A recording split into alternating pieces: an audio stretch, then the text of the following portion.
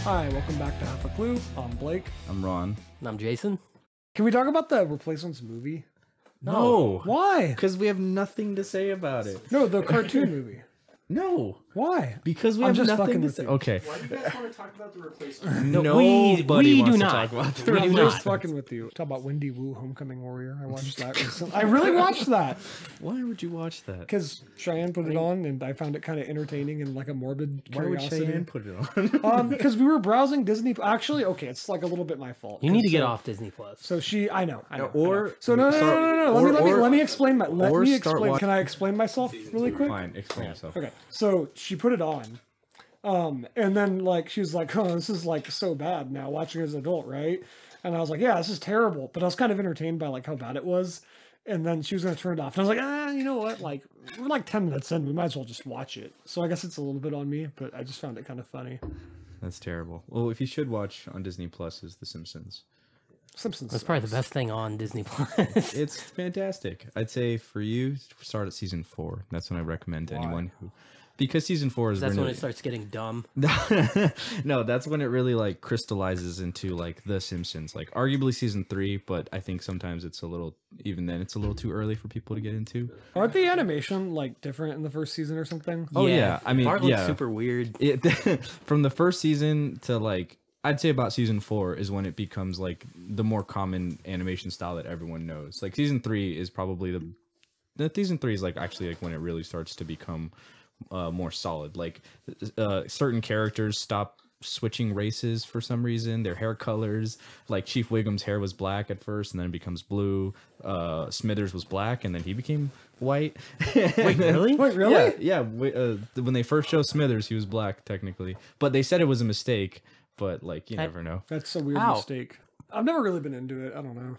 It's funny. I know you love it. I love The Simpsons. Yeah, I'd say season 4 is a good place for anyone, like any person who's never seen The Simpsons, to jump into because it's early on enough to get to know all the characters and get most of the inside jokes as it carries on to the greater seasons and stuff. Simpsons sucks. I don't know. Oh, yeah.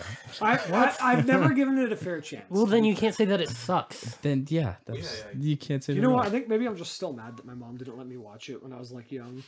I don't know. Maybe I have like this internal hatred of it inside. I don't know why my parents were totally cool with letting me watch that, but they were like didn't really want me to watch like King of the Hill or something. What? Like yeah, I don't know. Anyway, Today we're going to be talking about Spiral from the Book of Saw. Some very exciting stuff. But first, I kind of want to talk about the Saw series in general, just because it's been going on for so long. I think the first one's 2001. I probably should have looked that up before talking about it, but it's been going on for a long time. And we're going to say spoilers for the entire series. Like every single Saw movie will probably be spoiled. But maybe not everyone. I don't want to go into haven't all the seen Saw all of movies. spoilers for everything we talk about going forward, for everything, Okay, just in general. that's fair. Yeah. But what do you guys think about the Saw series? Do you like it? Do you hate it? I was a big fan initially. Like the first movie, I don't remember exactly when I watched it, but it wasn't until afterwards, or it's like after it already been out. Like I think I jumped on like maybe 2 or 3, and yeah, I was super into it. I like the mystery stuff, like the intrigue, the gore. Of course, I like horror, and just like the way it just sets up these characters in interesting and fucked up scenarios where they have an opportunity to get out, but at great personal sacrifice and whatever that means to them, you know? I don't know. I think the first one's like fine. That's mostly my opinion of it. Like it's a low budget horror movie that they just made. They invented a screenplay that could compensate being taking place in like mostly one room. And I think in that regard, it's mostly fine. It's not really torture porn yet, like the later ones become. Like the first one's just kind of like a crime thriller that takes place in a room. And I did like it when I was a teenager. I haven't seen it since, but it was kind of fun. I don't know. I feel like after the first one, it goes downhill pretty quick. And then my real problem though is that 2 and 3, I mean, they're not great, but whatever. It makes something of a coherent trilogy. But then Jigsaw fucking dies and they make like 6 more, which would be okay, but like every movie that follows it kind of tries to justify its existence by coming up with a convoluted reason for why the Jigsaw killings are still happening. Oh yeah, I mean, I think the first film establishes all of what later becomes tropes of like, okay, there's these really cool traps, interesting twists, like, you know, stuck in certain areas where they have to get out of whatever.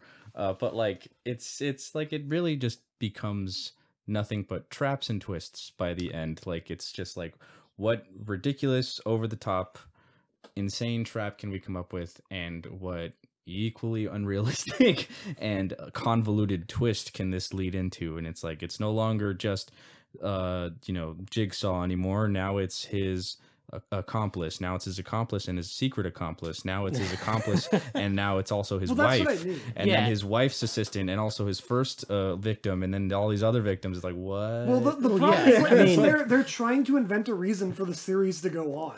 Yeah, Like, and Jigsaw those fucking dies in the third movie. yeah, Yeah. And those tropes that you just mentioned, the traps and the twists, were the only things anyone remembered from the first three movies. So they Yeah. just really The first hammered one's- them home. The first one's not even really that like graphic. Like there's a couple No. of pretty No, yeah. effective scenes, But that bear trap sequence in the beginning, that's like pretty much what sold that movie. And it was like suggestive than anything else. Like you see Yeah. an Yeah. example of it and you're like, oh shit, and your mind just fills in the blanks, and that's great. And I got no problem with like showing the gore. I think that's completely fine, because I think it hammers that sense of urgency and intensity, and that's what the first one really had, and a couple of the sequels. Personally, I liked, I don't know, like the second one I thought was a decent oh, the dude, sequel. I hated the second one. That's I like the the third cop one one, a right? bit Was more. Oh no, I Okay. definitely prefer the third one. That's my favorite the third of the one sequels. sucks. The third one's good. That's the one where the twist is that there's like two games going on at once, right? Yeah, pretty much. But I mean, aside from just the twist, I think, you know, it's about the journey, right? No, I think that the main guy, his first like, I don't know, the main guy's like arc of him dealing with the death of his daughter, and basically that Jigsaw is punishing him because the rest of his life is falling apart, his relationship with his wife, his son, and just everything else. He's given up life and he can't stop grieving, and he has to like, Jigsaw's an asshole. well, yeah, of course he is. He's a serial I know killer. that in the later ones, I feel like they try to make him a little more justified, where it's like, oh, this guy like beats his wife, or oh, this guy's like a piece of shit. But like in the third one, it's like, yeah, he's mourning his family. He doesn't deserve to die because of that. Yeah, well, I mean, to be fair, it's never really his life at stake. It's just other people's lives, Yeah. which I think that's what they're really implying. Is not only is he throwing away his life, he's throwing away the life of his living child and his wife, you know, who was cheating on him or something. I don't know. Yeah, it's like, and then also Jigsaw is dying, and his wife is a doctor who's operating on him and trying to keep the tumor from his head. And then also it's a test for his apprentice. This is where the twists begin to compound on each other and kind of take over a little too much, I think. Oh, Yeah. I honestly don't remember these movies very well at all. I watched 1, 2, and 3 when I was like in high school, maybe middle school, and then after that I stopped giving a shit, and I haven't given a shit basically until now when I watch Spiral because of this fucking podcast. You got out with a good point.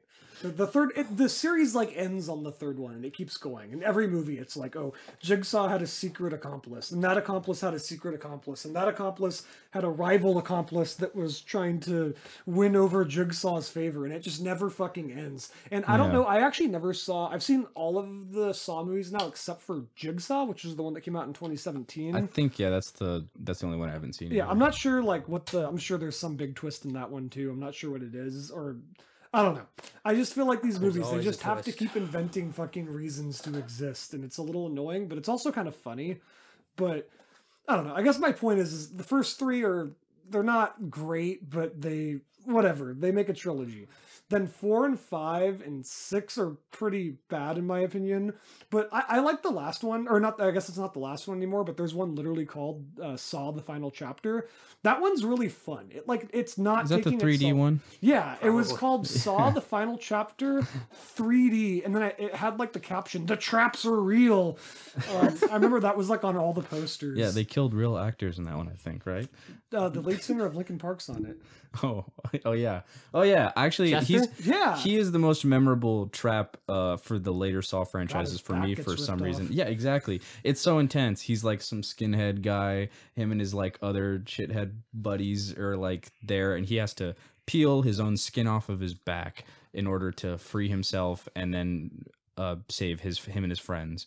And he kind of does it, but then he doesn't do it because he dies anyway, which is, I think, one of the biggest issues that lives throughout most of these Saw films is the fact that, like, the moral lesson that he's, trying to teach them, and the chance of them being able to escape and live, I think was what was more compelling about the originals.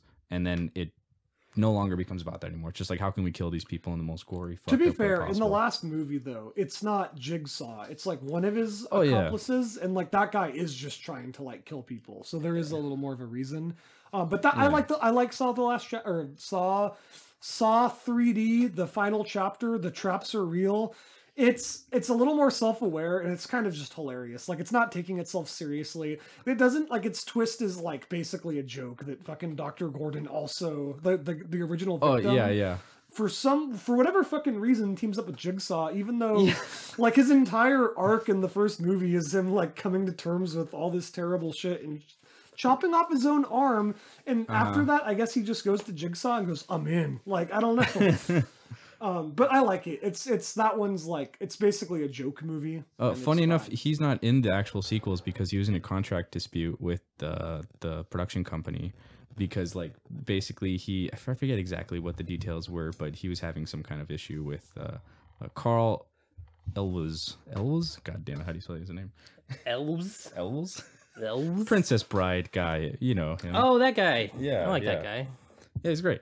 But yeah, he had some kind of contract dispute with I think Legendary Pictures, and he decided not to be in them, and apparently was resolved by Does the he end. really have to be in them? He's just No, not at all. By the end, I Well, mean, yeah, That begs the question: did any of the sequels have to happen?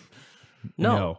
So I honestly, I would look back on the original Saw with a bit more love if it hadn't like devolved into this like monster of a franchise. Because the first movie was so simple, the twist worked, the tension was good, the acting wasn't great, but like it worked really well for what it was. And then like it blew up into like this fucking monster, and I hate it for it. I stopped watching because I was just like, this is getting way too convoluted for a simple fucking horror movie franchise. I hate when the movies actually try to have that moral center in the later ones too. Like, do you remember I think it's Saw 5, where the whole thing is that they think they have to sacrifice everyone each like game, Oh, but it yeah. turns out they're supposed to work together, and then at the very end it's like, whoops. And I'm like, I don't know. I find it kind of like, why even bother anymore? You clearly just want to torture people on camera. Teamwork makes the dream work. They should just remembered that, you know. No, I mean that's one of the things that, like, yeah, by the end, like, I think that's one of the major issues. Is they try to act like they're still have this like moral center, even if it's like a corrupted moral center, but without any kind of like substance to it, and that's where it falls apart. The And last I think- couple don't even really feel like movies. No, They're I mean, just no, like they're these- just they're experiences, right? That's why it was also part of that 3D craze when it was like, this movie's 3D. The traps are real. Yeah, the body parts are flying straight to your face. You get to see Chester Bennington like shoot out of a car as his back gets ripped off straight Yeah, and towards he's you. screaming, ah, like, yeah. That, I don't know. The series sucks, man. But I Speaking of was sucks. okay. So I want to get into Spiral before Okay. I explain, Oh, or God. somebody explains the plot. I would like to give a funny little story about it. So pre-COVID, so this is some time ago. I remember the first trailer came out, and I saw like the first half of the trailer, and I didn't know it was a Saw movie. It was like, okay, Chris Rock is like a cop, and he's hunting a serial killer, and he's like, I don't know, it's like a serial killer that's killing cops, and like it's all weird, and he's losing his mind. And I was like, oh man, this looks like really good. And you know, I always like when they do the whole comedian in a super serious role, and I was super excited. And then halfway through the trailer, I realized it was a fucking Saw movie, and I was like, god damn it, I've been duped. But I kind of was like, okay, this could be good. Because going into Spiral, I was hoping it would be one of two things. Number one, I was thinking, because I've heard that Chris Rock really tried to make this happen, I was like, this could be like some drama that he wrote that he really wants to make that they turned into a Saw movie so they could like market it better or something. And maybe it'd turn out to be like this really cool drama. Or it would just be really hilarious and bad. But I just kind of found the whole movie boring. Definitely more bad. of the latter than the former, because I was like, it was. I think it was hilariously bad at certain points. I found myself laughing out loud. I don't think so. I wasn't laughing. I was just like, fuck. Like, I was cringing through most of it. Jason, would you like to explain the plot of it? There's a cop played by Chris Rock, and, you know, he's one of those hardened, like, old school detectives. And basically, a Saw copycat, or a Jigsaw copycat, comes around, starts killing cops, and he's trying to figure out who it is and trying to stop him. Like, it's so simple, and it's boring. That's what makes it so everyone's dumb. frustrating. It's so frustrating because the concept it's a good concept. I think this lends itself very well to the Saw franchise, where it's like, all right, Jigsaw is a, you know, quote unquote moral, like, you know, killer. He has this basic idea that you know, he's basically giving these people what they deserve, right? He's justified in the way that he kills these people. And going after corrupt cops could have been a very actually topical and poignant conversation to have. And it's like, oh shit, like this guy, he's going after these people that you know, that are supposed to uphold the law, but they're morally corrupt. But instead it just kind of just turned into the most basic elementary school version of like corruption. Can we go into like some of the stuff that actually happens? Yeah, because Okay. I do want to talk about how, because I boy. agree with you. There's a really, really good movie in it, which is what frustrates me more. Yeah. If everything was bad, I wouldn't care. But there is like an outline of a really interesting movie, but they just never go there. But I'll go more on that later. I kind of want to talk about just like why I fucking hate everything about it instead. Yeah. So this movie was edited terribly, right? Oh yeah, Yeah, and I think okay, it was like over edited. It was strange. I felt like they didn't finish the movie. which is weird because like, okay, the other Saw movies, they have a certain editing style, especially the first one, which I think is one of the things that doesn't hold up as well. It's jump cuts, right? But it was pretty early to those like jump cuts, like, you know, bandwagon, and it just became like it's a lot of like franticness, and it matches the intensity of the scene. This movie just slaps a jump cut wherever the hell you want it to be. Like they're just like, yeah, here, and wherever you don't want it to be, and it just pops in and out, and it's like, why are we cutting around all over the place? It's frustrating to watch. Well, it's like really irritating that, yeah, but they're also doing these flashbacks like every other scene. Jesus. No, Yeah. that is the most, like, it's almost insulting when Yeah. a movie feels it needs to put flashbacks in every like major moment of the movie, because it either one, they don't respect the intelligence of the viewer, or two, they don't have confidence in their movie, right? And it felt like both. Like it felt like like I don't need, like, they found that little thing of paint, right? And then like immediately you get a half a second like flashback of a picture of them in front of the store. I'm like, I could have figured that out on my own. Like or when like he just basically is repeating exactly what someone just said like 2 scenes ago. Yeah. And it's like flashing for him, like he's having this big revelation, and it's like, how did you not figure that out? Are you not this detective? Okay, so first of all, I'd start off from the top here. One of the things that bugs me immediately is that Chris Rock is supposed to be this clean cop, right? He's a good cop surrounded by bad cops, like bad corrupt cops who are the most cartoon villainy evil bad cops ever.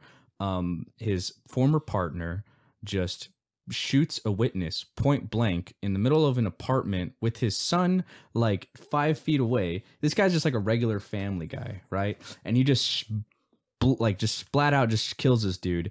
And then and is like expects his partner to be like, oh man, you tried to pull a gun on me. And he's like, a witness tried to pull a gun on you? It's like, yeah, how dumb do you think anybody else is? I don't know. I think that what really comes down to is like, there's a lot of corrupt cop movies and media out there, and what it I think what makes it more interesting is when it's like it becomes like this tough question of like, you know, of the lines that blur between like law and order and criminality and whatever, and this like, you know, tough question that Chris Rock would be, you know, put in, like, what if this guy was some junkie drug dealer, bad guy, whatever, that gets killed by him, and then he has to deal with it. I don't know. We've all seen Training Day, like, and then he has to figure out a way to like cover up this like murder or not, or confess, like tell what happened, and he chooses to, and then everyone hates him, and then that's it. Every cop just hates his guts nonstop, and they just do everything they can to watch him die. Yeah, he's a snitch, or a rat. They put a rat on his fucking desk. They put a literal dead rat on his desk. It's been like 12 years, they said. Yeah, that's what I was thinking too. Like, let it go. Does he guys. just, yeah, I was thinking that too. Like, do they just do this every day to him? Yeah, Like they're just, oh, you dead rat. I hate you, piece of shit. Could we talk about the opening of this movie? Oh, It's man. terrible. It starts off with like Chris Rock giving a monologue about fucking Forrest Gump, and it's so strange. It feels so out of place. Or I guess this is the second scene, but it's the first scene with Chris Rock. And then he goes out, puts a fucking mask on with all these other guys, and goes in and proceeds to rob a bunch of people while screaming at them. And I was like, is this really what a cop should be doing? I thought from the beginning, I was like, oh, he's going to be a crooked cop. Then the next scene, I found out he's the best cop. I'm like, what? He's the only not crooked cop. But he's also like he's literally robbing people at gunpoint. Well, I think the point is that he's like undercover. And like they don't. But can a cop just do that? Isn't he's supposed to be the good one? Yeah, He I'm just pretty goes sure undercover? that's so illegal, and it's like Yeah, that's it's not what incredibly you're illegal. supposed to do. Also, they in the real opening of the movie, there's a part where this cop gets killed and he's like hung by his tongue because he bears false witness or He has a whatever. really long tongue, by the way. Yeah, he's hanging off his like 3-foot long tongue, and he gets hit by a train. Whatever. It's a okay, like, you know, Saw like That was trap such a boring sequence. version of a trap sequence. Yeah, it's like there have been so many others that have been really creative. Even the wild ones, they you know, they kind of push the boundaries. This just felt like, okay, they're trying to ground it more. He's just hanging from his tongue. I guess it's kind of poetic. Sure. Well, let's see where this goes from here, right? But then they have Chris Rock's character who is outraged that this man died and nobody told him. And it's like, wait, what was your relation to this guy? And he's like, oh, he was my partner. He was my only friend, the one that I could trust here. It's like, wait, I thought everyone hated you. And then, it turns out the dude is like the most lying piece of shit cop out of all these other people. And he didn't know that, even though he's the most pure good cop there. And he never knew that this dude that he was friends with, that his wife is friends with his wife, and they go to each other's cookouts. They introduced that subplot, and it's like never brought up again. Oh yeah, yeah. I'm getting divorced. He mentions it once, and then he sees her, and then it's like she's never in the movie again. I thought they were trying to go for like a bit more nuance when he's like, yeah, being the life of a cop is tough. I'm going through a divorce. Shit is hard. We have the highest suicide rate. We have the highest. Yeah, like, he was thing. hammering home. Yeah, it's all like, those points. okay, so they're gonna talk about how being a cop is hard, and that can often lead to corruption or something. And nope, it's not even that. Not even a little bit, really. That felt like fake dialogue, like almost like they wrote it in and were like, "Oh, we'll make it better later on." Yeah, like they're just like, Chris, can you start just talking while you're walking towards this body? And he's Well, like, I think he wrote it. No, I don't believe he did. No, it was actually written by Yeah, well, he approached them with the Chris Rock. Pitched the concept. The writer was Josh Stolberg and Peter Goldfinger, the writer of Jigsaw as well, which makes sense because that is one of the worst ones. So yeah, it's laughably bad. Which again, I feel so bad for Chris Rock because I think he probably did come to them with this cool concept. He's like, all right, Jigsaw's going after corrupt cops. There's that pig imagery that's already there. There is like the morality that goes into it. And one thing that bugs me too is immediately when they say, oh, maybe it's Jigsaw, is he back? And then they're like, no, he doesn't kill cops. And it's like, what the fuck? What? He's killed so many cops throughout this franchise. How many cops have died? How many of the detectives that have been going after him have died? Not always directly by him, of course, but like that they have died, you know, like there is one scene where like this one SWAT team guy has to like kill like people. Like it's ridiculous. There's one of the main detectives that's going after him in this first sequels is a cop and he dies. Like I don't know. Did this really have to be a Saw movie? No. Like, Jigsaw No. isn't even brought up. Or, oh, sorry, he's He brought up. is. He's He brought is. up. I meant to say he's not connected to the plot at all. Like, I think I didn't see Jigsaw, the 2017 one, but I think it's like a Jigsaw copycat killer. They even reference it in this movie. But, like, I mean, I guess this guy, the villain of the movie, was inspired by Jigsaw, maybe. But there's nothing really, like... No, there's nothing Yeah. Jigsaw-y about it. Like, it literally has nothing to do with Jigsaw other than the fact that he uses a spiral as his imagery, which that baffled me a bit. I thought they were going to go deeper into why the spiral is the main iconography that's used of Jigsaw. It's like of all the Jigsaw stuff, he's got the, you know, actual Jigsaw pieces like Buzzsaw, the puppet, the pig face, whatever. It's like they use the pig face, okay, like a decent way where it's like, all right, that translates to the cops thing, I guess, sure. But the spiral? Who pulls a spiral off of They the weren't going puppet? to call it tricycle. Yeah, they didn't want to go there, and it's like, oh, it's like a circle. You see, it all circles back around like a spiral. It's like that's not how spirals work. That's not. That's what. Did this movie feel unfinished to you guys? I felt Yeah. like there's okay scenes like end seemingly randomly. Like they'll be like in the middle of a conversation, then it'll cut to another scene, and then it also kind of feels like it feels like there's missing scenes in this movie. Oh yeah. Like it's a string of events that are kind of connected, but. This goes into one of my biggest criticisms of this fucking movie is that, okay, we don't care about Samuel L. Jackson, the father, and we don't care about the fucking partner. So we have like a grand total of 2 scenes with Chris Rock and Samuel L. Jackson before it's not developed at all. before the big ending. And then also there's like a fake out death with the partner that we're supposed to care about. But we've had like 2 scenes with them. We don't give a shit about Well, it. he was in it Yeah. a bit more than Samuel L. I Jackson. know, but we don't care like, about it. okay, let's get into spoilers. Can we do that now? Okay. Well, okay. So, Yeah. I wanted to say one more thing about the partner. Because this really fucking bothers me. There's like this scene where they're like in the fucking boardroom or whatever doing something. They're talking and like putting evidence together. But nothing really happens. And then like, I guess a whole day has gone by and then Chris Rock just goes to his partner and goes, real good work today. And because, you know, it's that whole trope where, you know, he's warmed up to him and he's like, good work today. Why? It wasn't Where- earned. They haven't Yeah. done anything. Yeah, it's not earned. Literally, there's no detective work that's done. Like he's just like they see, oh wow, this guy drew a spiral here or whatever. And then like it cuts to them like in like a boardroom, right? And there's like leftover food and just files open, and they're like, "Woof!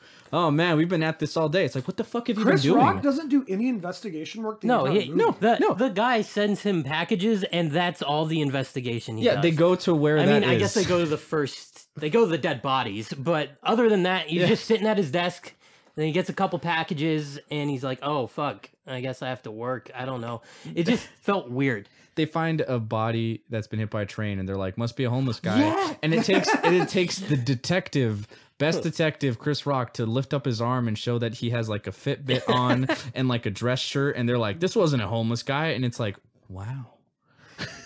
That's a great detective work there, man. I feel like the plot's so contrived. Like nothing really happens. It's just the guy sends them a couple packages and then the movie ends. Yeah, there's absolutely no mystery. So, okay, the big twist at the end is that it's actually his partner. His partner that you see, it's It looks coming like Ben like Shapiro. yeah, A little bit.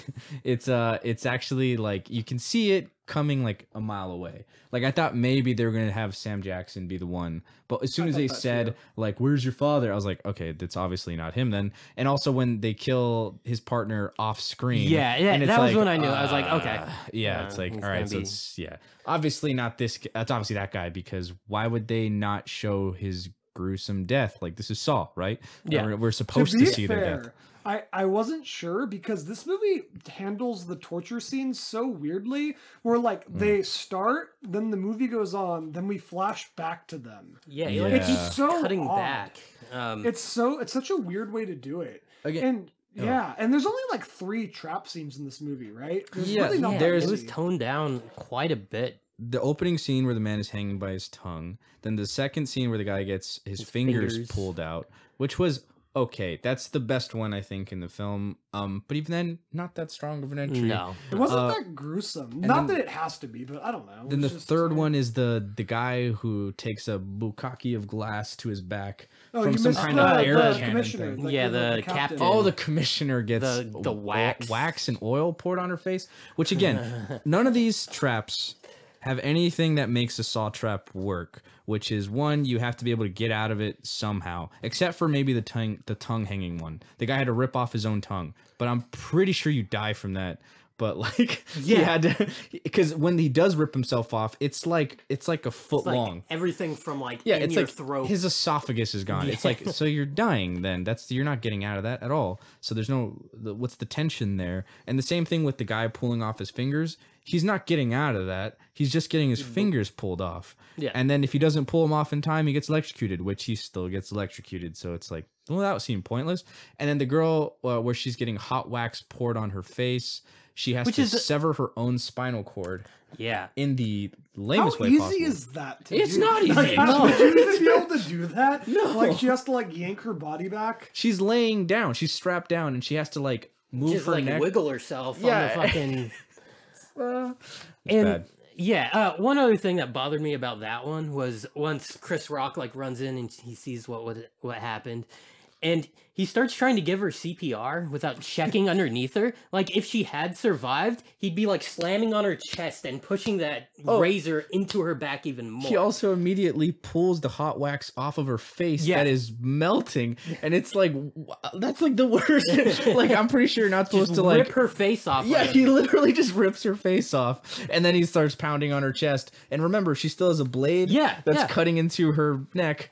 It's like, wait, no. And he like starts grabbing and touching her face, and it's like weirdly intimate as he's like putting his lips on her. Like it's like it's the most uncomfortable CPR scene I've ever seen. He's not even like giving her shit. He's literally just pounding on her chest. And yeah, no, it was strange. That was a weird scene. All the traps suck in this movie. Yeah, they really do. They're terrible. All of them are bad. The glass one is like the lamest version. Yeah, and that's the guy he wanted the most, right? Yeah, that's the guy who murdered the main antagonist's father in front of him when he was 12 years old.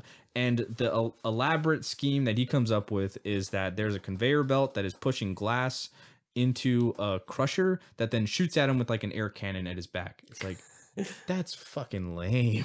And also, so lame. And also, he's the one who gets the most like opportunity to get out of it alive. Oh, yeah. Right? He gives him, the person he wants revenge on the most opportunity to get out, because he gives him a guide to like unlock the fucking chains. I will say, I know you disagree with me, I like the callback to the first movie in that scene though, where Chris Rock like sees the saw on the ground, but then he's kind of like, I didn't mind that. he's like, nah, there's a fucking pin.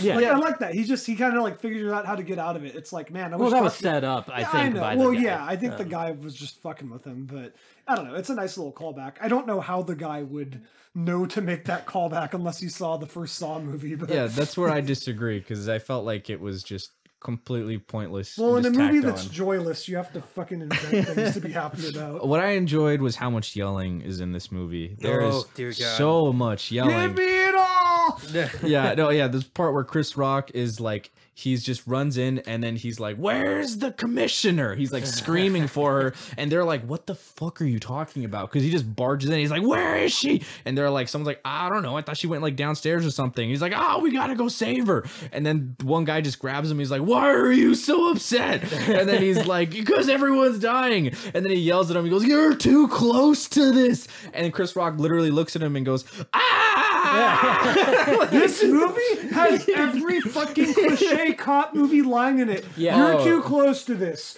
That's the last straw. You're no one I can lone fucking wolf. trust. You're a lone wolf. Like every fucking cliche in every cop movie ever shows up in this movie for no reason. I feel bad for Chris Rock too. I think he went through a lot of physical pain through this movie. You can tell because how much he was squinting at everything. Dude, yeah, he was squinting a lot. He was just squinting. Like it looked like someone maced him like 10 minutes before he's on screen, and he's just like, he's like struggling to keep his eyes open. It's like someone told He's him looking at- that's acting. Yeah. Like, Chris Rock's not good in this, and it sucks. I wish he because was.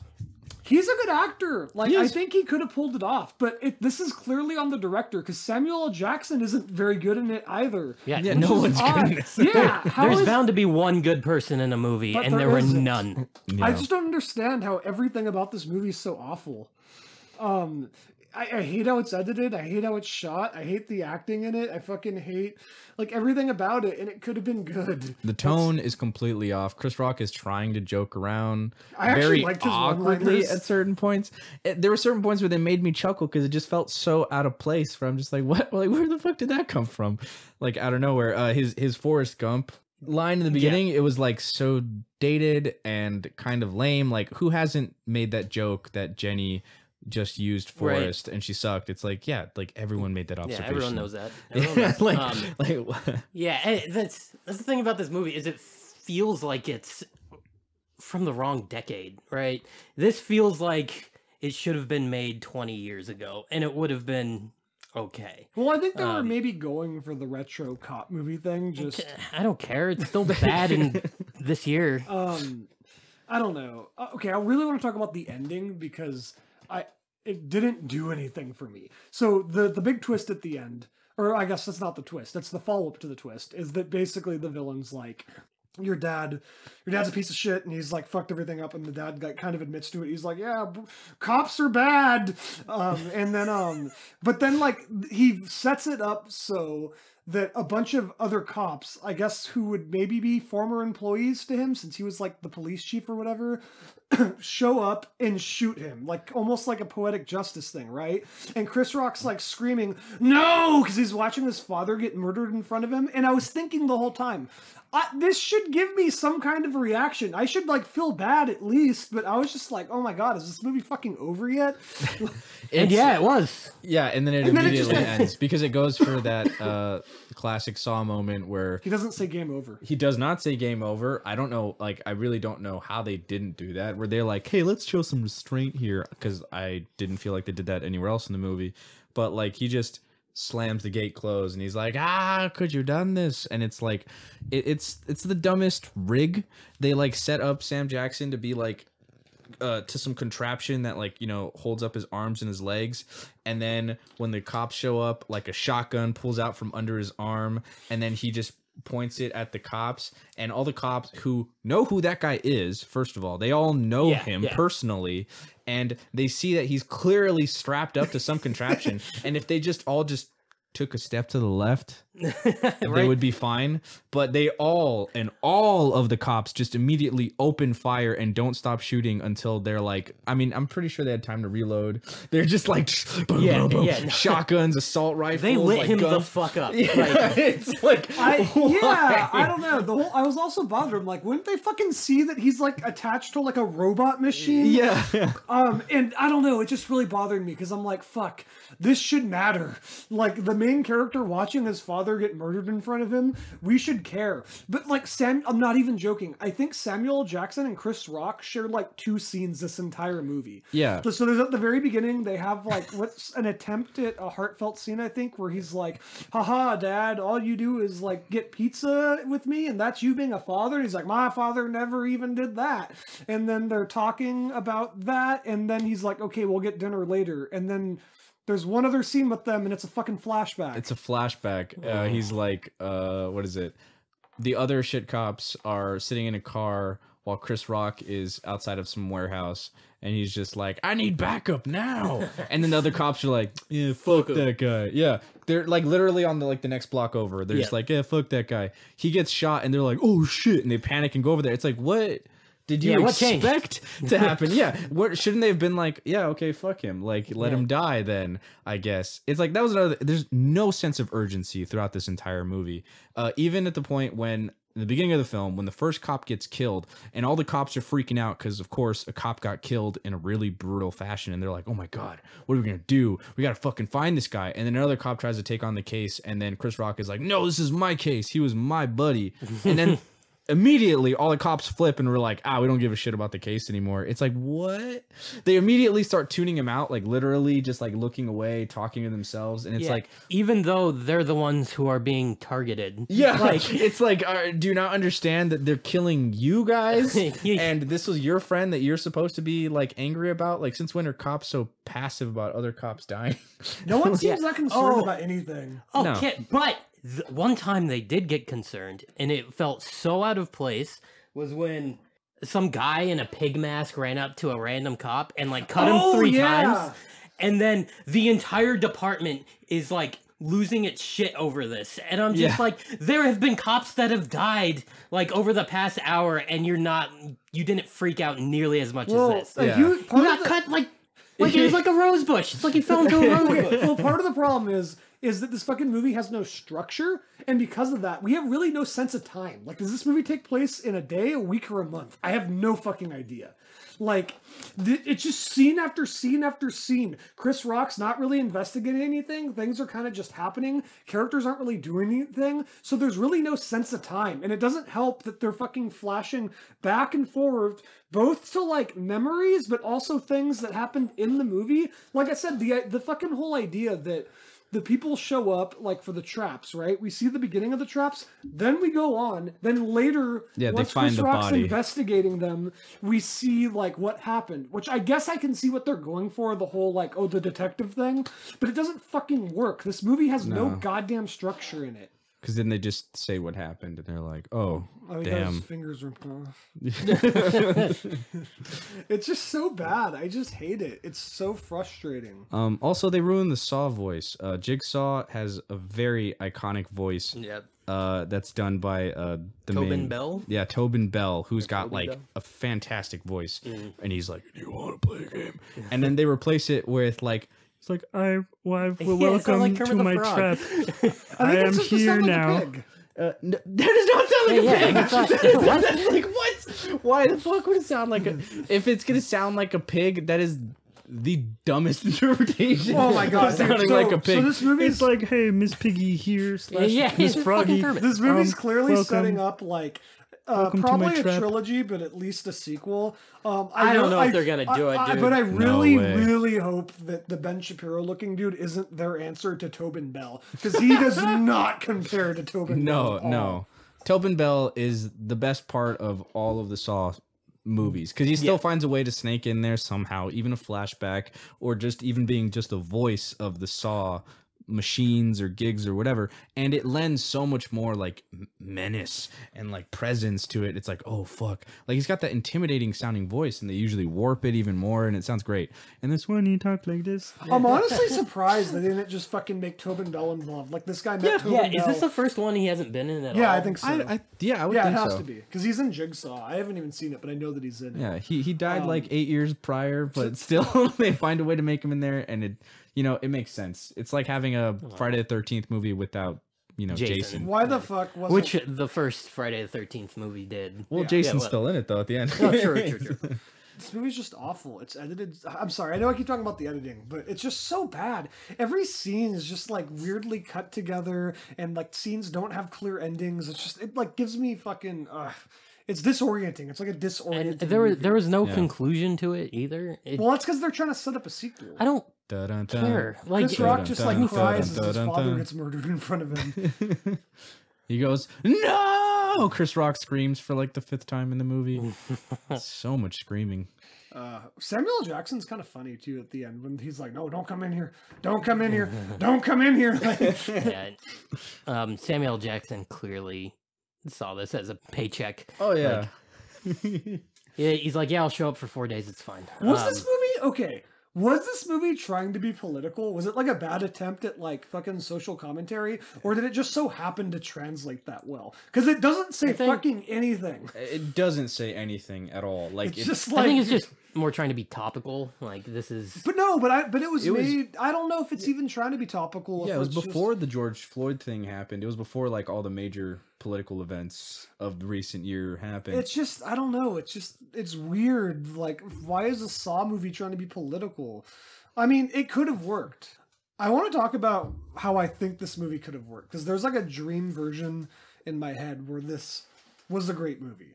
So I think that, I mean, you basically have to redo everything, but here, like, and I like Chris Rock. I really want to see like Chris Rock in this like dream version of this movie that works. Yeah. So I like the idea that, okay, Chris Rock's like a squeaky clean cop that's super like morally righteous and in the wrong, and he's in like this corrupt fucking city. He gets targeted because like in the our version, he's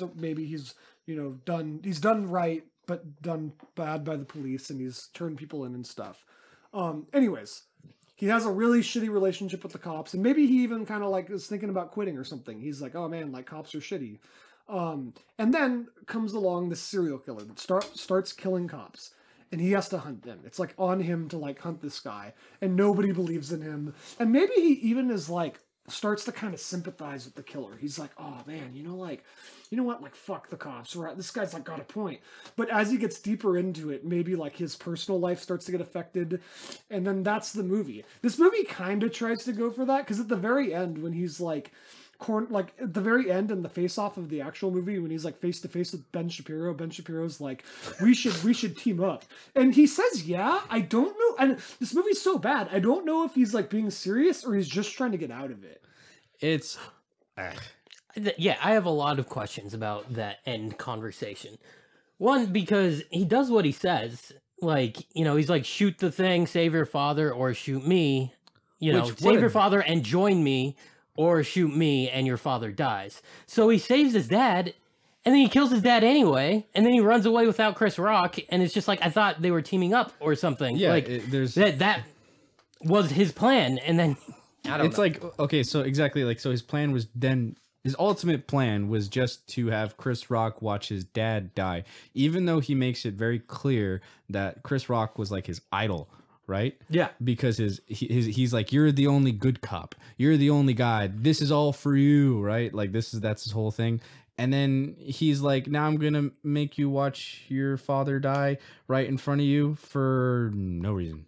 Yeah. Well, just because I your want dad. you to feel the same pain I felt, but it's just like, that's just more motivation for Chris Rock to go kill this fucking guy. Well, Like, I think that maybe the point is he's trying to, like he's saying, he wants him to prove that he really is the ultimate good cop. He's like, hey, it's your father, but he's still a piece of shit. Can you kill him? I think maybe that's what they were going for. But then even then, the choice is then Well, they didn't again to explain that save very his well. dad or to kill it's him. a convoluted right? fucking So if he just ultimatum. kills him, then that's it. It's over, right? The dude's dead, and then his dad was just gonna die anyways because the cops were gonna come in, and then that's it. So like, then what's the point of that happening? Or then what actually happens in the movie where he saves his dad, but then he dies anyway, and then he gets away. So it's like, at no point was he actually trying to convert him. At no point was he actually, which would have been more interesting. If he was like, absolutely. He would have Well, been I like, don't- hey I man, don't yeah, know. like we It'd be should go nice on if this it was ride. like tempting for Chris Rock. Yeah, you know? it's just been like, again, if it had actually been done better, everything up to that point where he was like, okay, look, like we can deal with all these piece of shit cops. Maybe they're not just so cartoony evil, like they have like actual instances of being like evil, and then they're just like, he has to deal with it, and he's like, are you gonna have to, there's one way you can clean up this, like you tried cleaning it up from the inside, it didn't work. You've been doing this for like 15 years, it's not happening. So like, fuck it, like just do it from the outside, and I don't know, and it does not go. There's no setup. It's just it's just a weird ultimatum. and I don't It's know. a terrible. I don't know. I really don't know. At the very end, like right before the big finale, he's like, I want you to join me. And Chris Rock's like, yeah, okay. I don't know if Chris Rock's lying to get out of it or agreeing with him. I really fucking don't know. The No. movie doesn't explain it at all. you can Chris tell Rock- by his eye squints He's like, when he's lying and not. like, Yeah. that's my dad who I've hung out with 5 minutes my entire life. Yeah.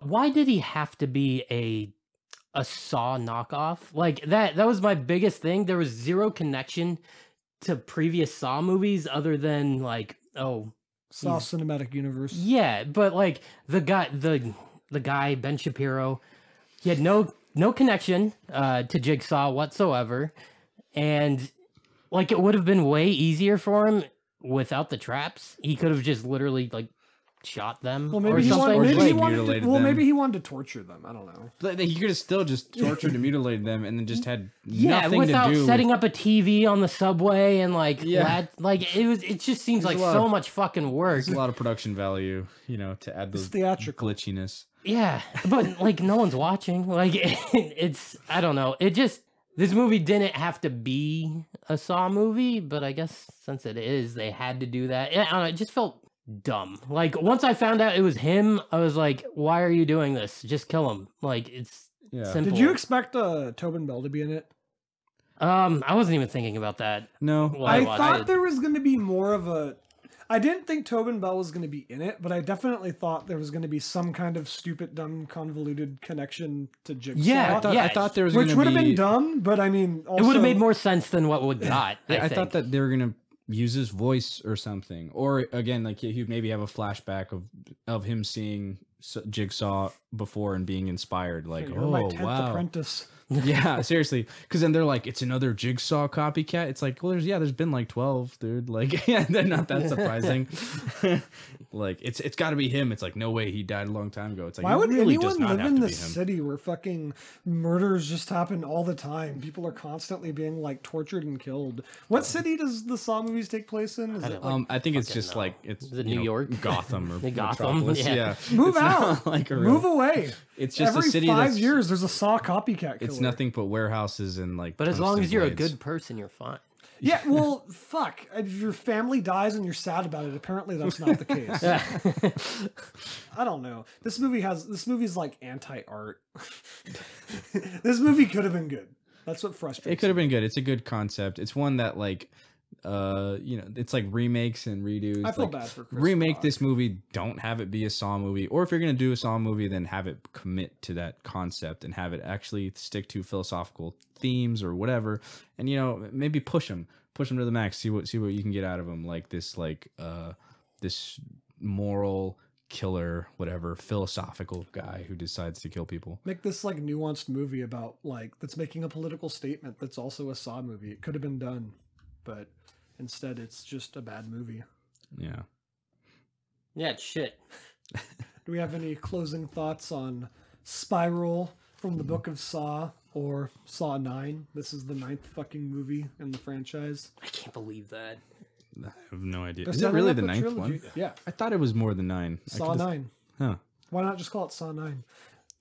Really, really, really, really fun story that has nothing to do with anything. It's if they should have rebooted it, if they wanted to reboot it or like start off something new or have it be, from the same universe, they could have done that, but it's not that at all. Like it's just a I'll half take this measure. over a reboot. It's more interesting. It's like It's better than a reboot. If they had just done like Saw 1 again, I'll take this over that. it's Alien Covenant, it's the concept that's there while they're still trying to harken back to these glory days and sprinkle in some new concepts, but not committing to them at all.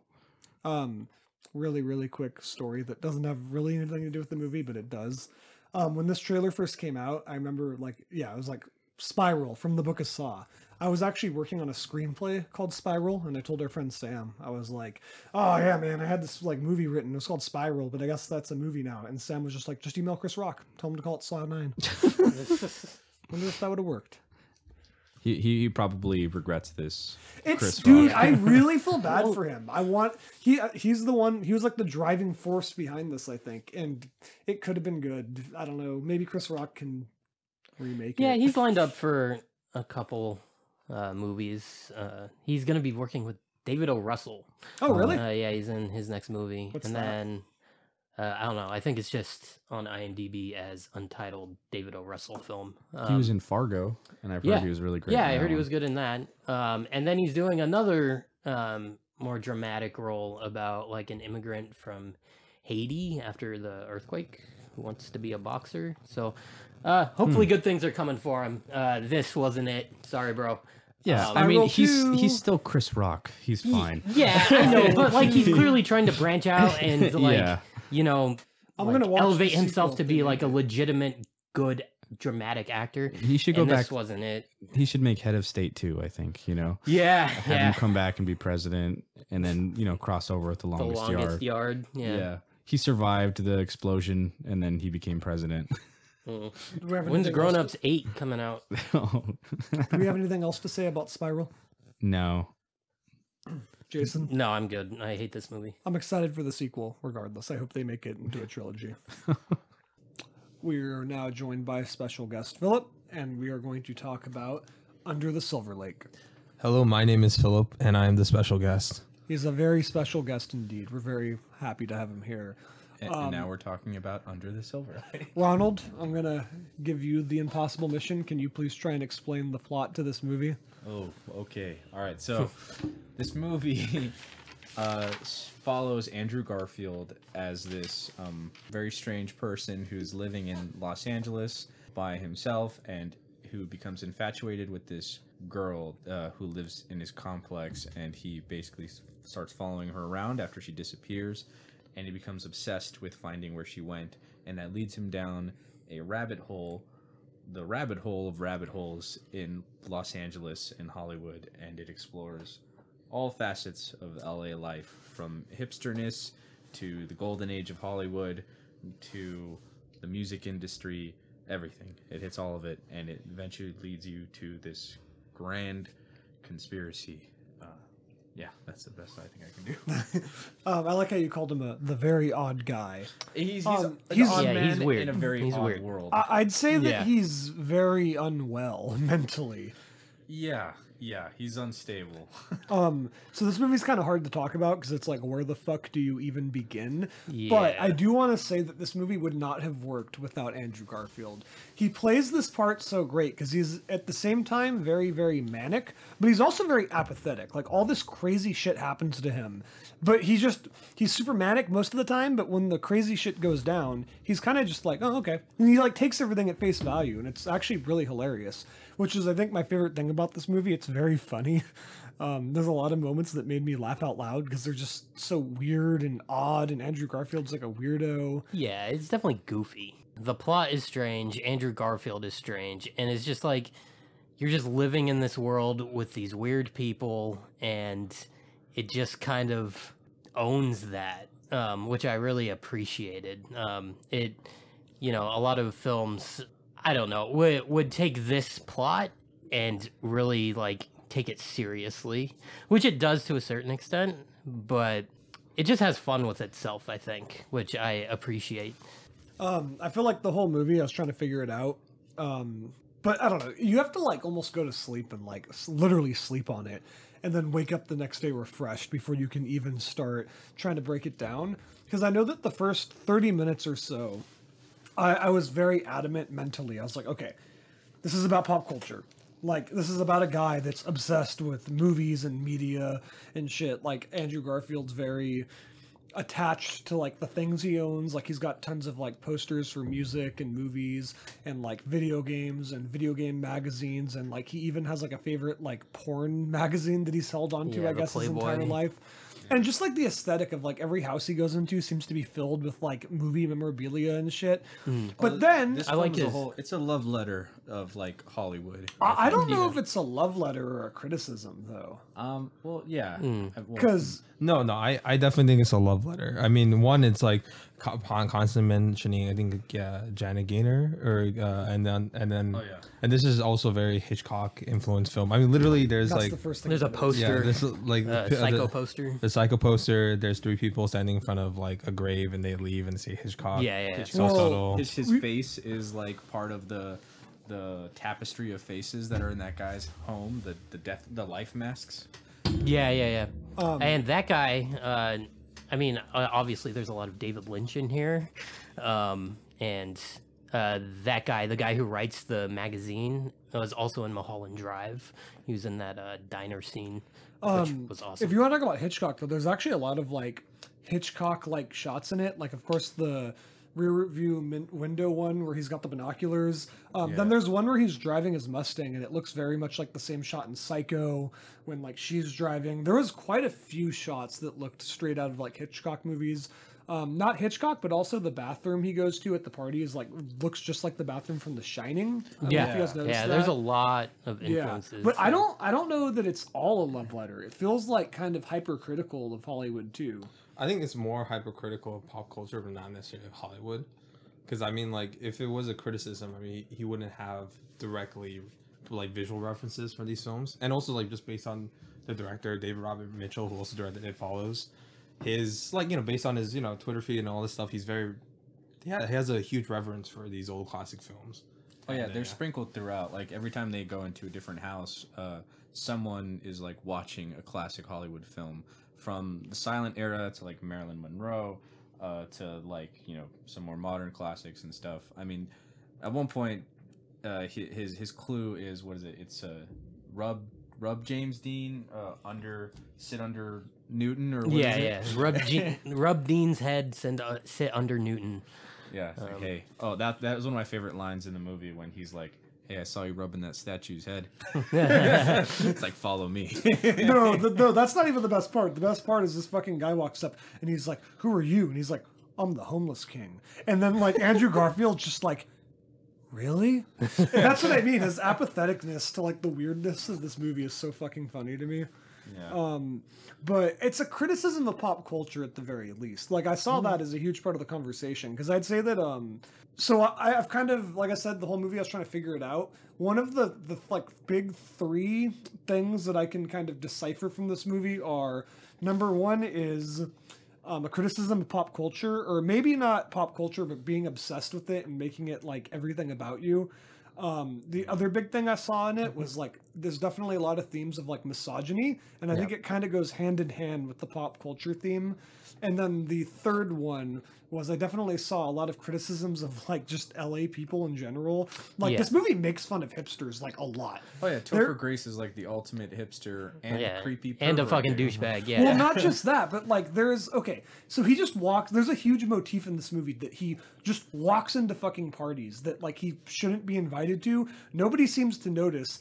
And he like always happens to know someone there, and they make so like really superficial conversation. Like there's that like they're always like, "How's work?" And then like he kind of has an explosion about it later in the movie. I don't remember the context. What's his job? What does he work at? They don't ever explain it. Yeah, he doesn't. But there's like that moment though where he's like, Just everybody like- wants to know how work is, and then they kind of put the cherry on top at the very end when he meets with someone who might be his ex-girlfriend or something, and she's like, "How's work?" And he's just like, "It's great."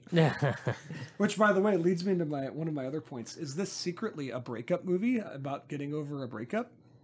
Could be. I think that's a huge possibility. That's the entire movie. Nah, I don't think It's so. No, definitely more because than it's that, Like, but- one, because it's like it's literally, I guess, like, yeah, he does see billboards and stuff like that, and then we're not given enough details about that relationship. If it was a secret breakup movie, there's better ones like Midsummer.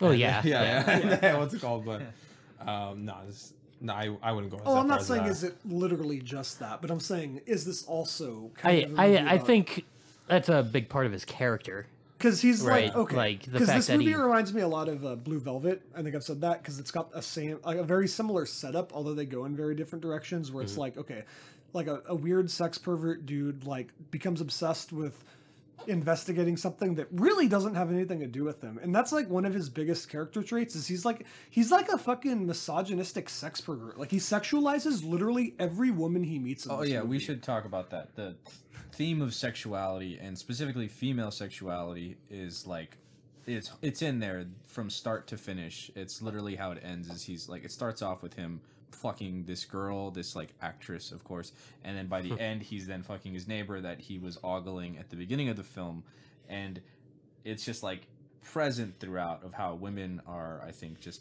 constantly sexualized and constantly just figures of sex and how sex is like some of their power.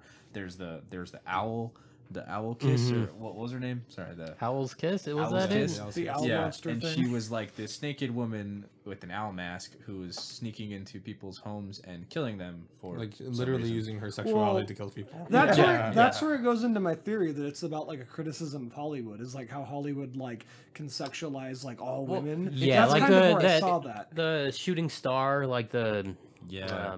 that service, whatever it's called, the escort having, service. having sex with like anybody from like an indie film or had like Yeah. 5 seconds of fame. Yeah. Yeah, They like- literally just have sex with anyone, and it's like now you can feel like how it is to have sex with a film star, and it's like they've just been plugged into these nothing, roles, and then they're also just getting paid to have sex on the side with people and go to parties where they're just there to be sexualized. Literally, that's like the whole purpose. Like, It's but, like we play. yeah. They go to play chess.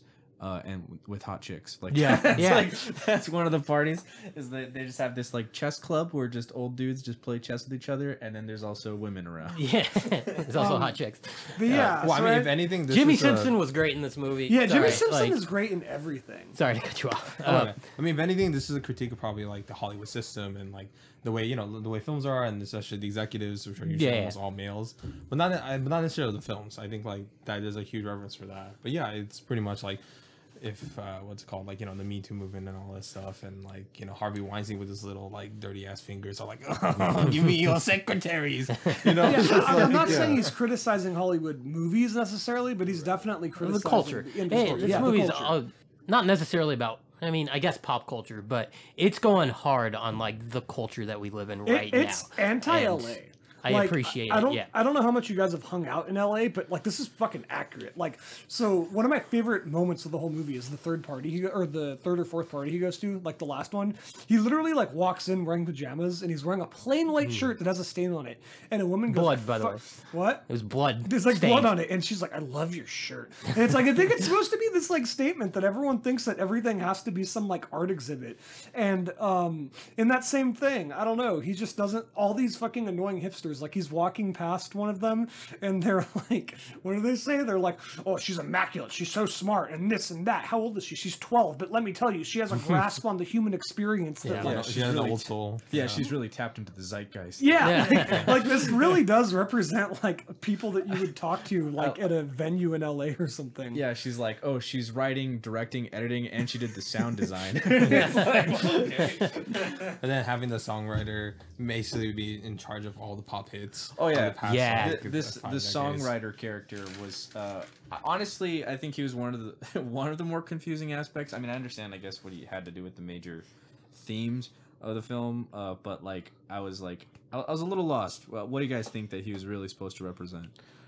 Well, I think it's just like kind of adds to that critique of like like the one it's like like if it was a critique of the Hollywood system, how everything is like homogenized and from one central source, and people joke always that like every pop song sounds the same. Yeah. Well, if if this film is literally saying it's because it's from the same guy. Yeah, literally Yeah. the same dude who's been writing all the pop songs from as long as the music industry has been around. He's like, what your grandparents, what your parents, what you, and what the new generation is listening to, that's all me, man. It's all And me. then like he does the whole Nirvana thing. He's like, "Oh, you like that one, don't you?" Yeah. And then like He's Andrew, like, the music that you're listening to rebel to the other music that I wrote, like that's all the same shit. yeah, honestly, because it's funny because I thought in the first 30 minutes the whole movie was going to be this like statement on like what happens when you make pop culture like your main identity. But then that is like the ultimate climax to that kind of allegory. And it happens like 45 minutes before the movie ends. So obviously there's more going on. But honestly, I don't have a fucking clue what that's supposed to represent. Other than the most obvious thing, like what Philip was kind of making some good insights on it. I don't know. Yeah, like it's about like the system that it's like everything's a product and like Even Jesus at a certain point. Yeah. Like Yeah, the lead singer of the band, his name is Jesus. He's like, can you help me find Jesus? It's like, you know where Jesus is? And Jesus and the Vampires, is that what the band Jesus is? Jesus and the like Dracula's. Oh, the Dracula Dracula's. Brides of Dracula or something. Yeah, Brides of Dracula. Again, there's just reference on reference from the locations that they're shooting at to the iconography that's just loaded throughout the movie. Everything is like a reference to some kind of Hollywood. Every era of Hollywood, which is I think it was really done really well. Yeah, I think. Okay, here's another question for you guys. What about the dog killer? Okay, so that ties into the misogyny thing, I think. Oh yeah, Yeah, so I think that it's like, so Andrew Garfield's character Sam, he has this like weird view on women, and I'm like 98% sure that he's going through a really rough breakup or something. Yeah. And I think he's like just fucking all these girls, and he's like just he very clearly sexualizes women. I think that it's like supposed to be this comment that he just sees women as like something to be owned almost. Like he's really misogynistic, and I think that's kind of what's going on. yeah. The opening scene, he's sitting on his front porch. It's the it's the Rear Window homage where he's using his binoculars to look like 10 feet away, by the way, to like the balcony right across the way where his topless neighbor is. The bird lady. Yeah, the bird neighbor. So I'm like, okay, that's got to be a reference to birds, right? Because Yeah. the whole thing. And then he's like ogling her boobs, and then a new girl comes out of the pool or is near the pool, and he's ogling her. And also, while this is happening, he's on the phone with his mom, which is just like makes it so much more uncomfortable. And I think that's a good way to start it off, because it sets you off on this weird like kind of offbeat note where you're just like, it's very sexual, but it feels wrong on so many levels, where it's just like, why are you talking to your mom right now while you're like staring at this lady's boobs, like clearly getting off to this? He also tells his mom he's at work. Yeah, which is interesting. Yeah, he's. I didn't catch that. And then the only thing that gets him off the porch staring at these women is that another woman came to his door and wants to fuck him. Like, you know. Yeah. So he's just surrounded by women, and he doesn't really know what to do other than have sex with them. But yeah, he's like in every scene he's like staring at girls. Yeah. And like I think in like the opening scene he's like staring at that girl's like tits. Not the porch one, but the literal opening when he's at like the comic book shop or whatever. Oh yeah. And then there's like that scene where he's like following a girl and he's literally looking down at like her ass as he's following her. And then the squirrel just drops dead. I have no idea what that represents. I do not know what that represents either. But like I did make sure to note down that like just in like the first like 10 minutes of the film, there is death, right? Because of the squirrel. There's sex all over the place. There's poop from the dog that is pooping. Like they make an emphasis to show this dog is pooping, and then food, because then he starts feeding the dog as it's shitting. And that's like, okay, that's a very cyclical thing, and I think that kind of harkens to a lot of the movie. It's very cyclical. It all kind of rounds back around. It's this Maybe big this cycle. should have been called Spiral. It would have fit more. It's like a spiral because it all circles back around. Oh gosh, that movie. I wasn't there for the first one, but yeah, that movie sucks. And then, what do you guys think about the film cinematography? Right, It looks it's, great. Oh, it was great. It's the same cinematographer who did a lot of the recent M. Night Shyamalan films. Oh, okay. Like where it was like, I think it was Glass and Split. And also he did David Robert Mitchell's previous film, which is It Follows. It looks great. Yeah, He was literally the opening. You know that one scene in It Follows where they were trying to visit this high school to trace back the steps of who else got it, like, you know, like the SCD following. What's it called? STD and then Ghost. Yeah, SCD Ghost. And then there's a shot where like it's basically revolving around like, you know, our two protagonists, and you see like it slowly walking in the background, and it kind of starts off like the same way, where it's like him inside like the coffee shop or whatever. Yeah. And he's like turning around, and the girl's like, you know, basically washing the window saying "Beware the dog killer," kind of setting up the tone.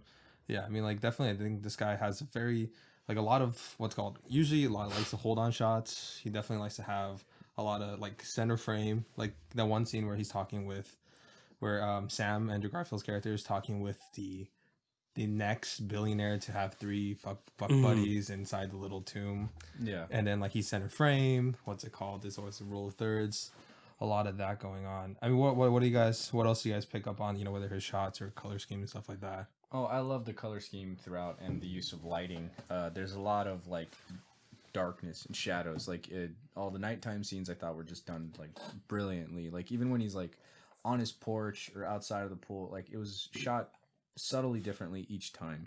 Even the lights that's reflecting from the pool, the shadows that are kind of hitting his face as he's peering out.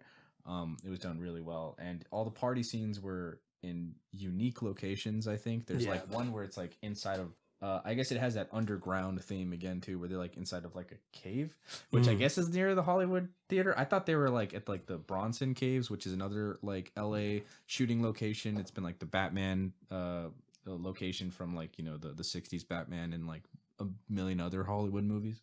I thought that's where they were at because I don't know, I guess I just lost track for a second, and then he just comes out and he's back at the Hollywood Forever Cemetery, and I was like, oh wait, never mind, I guess he's still there. Yeah. This is more a comment on like the set dressing than the cinematography, but it has this weird, like it's very clearly modern, but it kind of looks timeless too. Like the world that they're in, like everything like looks very, I don't know, you can't put it in one timeline. I mean, of course you can. You can place it. I mean, yes, you can because there's cell phones and shit. But like, other than that, it looks very like Yeah, mixed. I just read that it's supposed to take place in 2011. Yeah. Which I find interesting. I wonder why they decided to pick that year specifically. Like, what are they really trying to say? I guess it was. It's when the last Saw movie came out. Yeah. It circles back around. It's like a spiral. Spirals around. I guess maybe you could say it's kind of a transitional period between Hollywood. That's definitely, I think, when hipsters started really becoming a thing. LA's scene started changing a little bit. I don't know.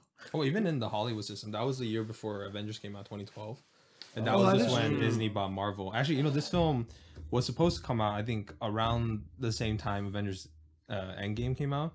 But then when it came out in Cannes, people were like, "This movie sucks." Yeah, people hated it. Dude, oh my god, Andrew Garfield, you suck. And they were like, yeah, A24 was like, yeah, we got to cancel the release. And then they were like, okay, they were released it in Europe first for a little bit, and then in America got like a quiet little release and nobody watched it. And I think it came around the same time as Endgame. So I mean, definitely, I guess like, because this also, I think, like we're talking about hipsters and stuff like that, also pokes like a huge like harpoon towards nerds. I mean, like usually what's it called, like literally the guy playing Super Mario on the NES.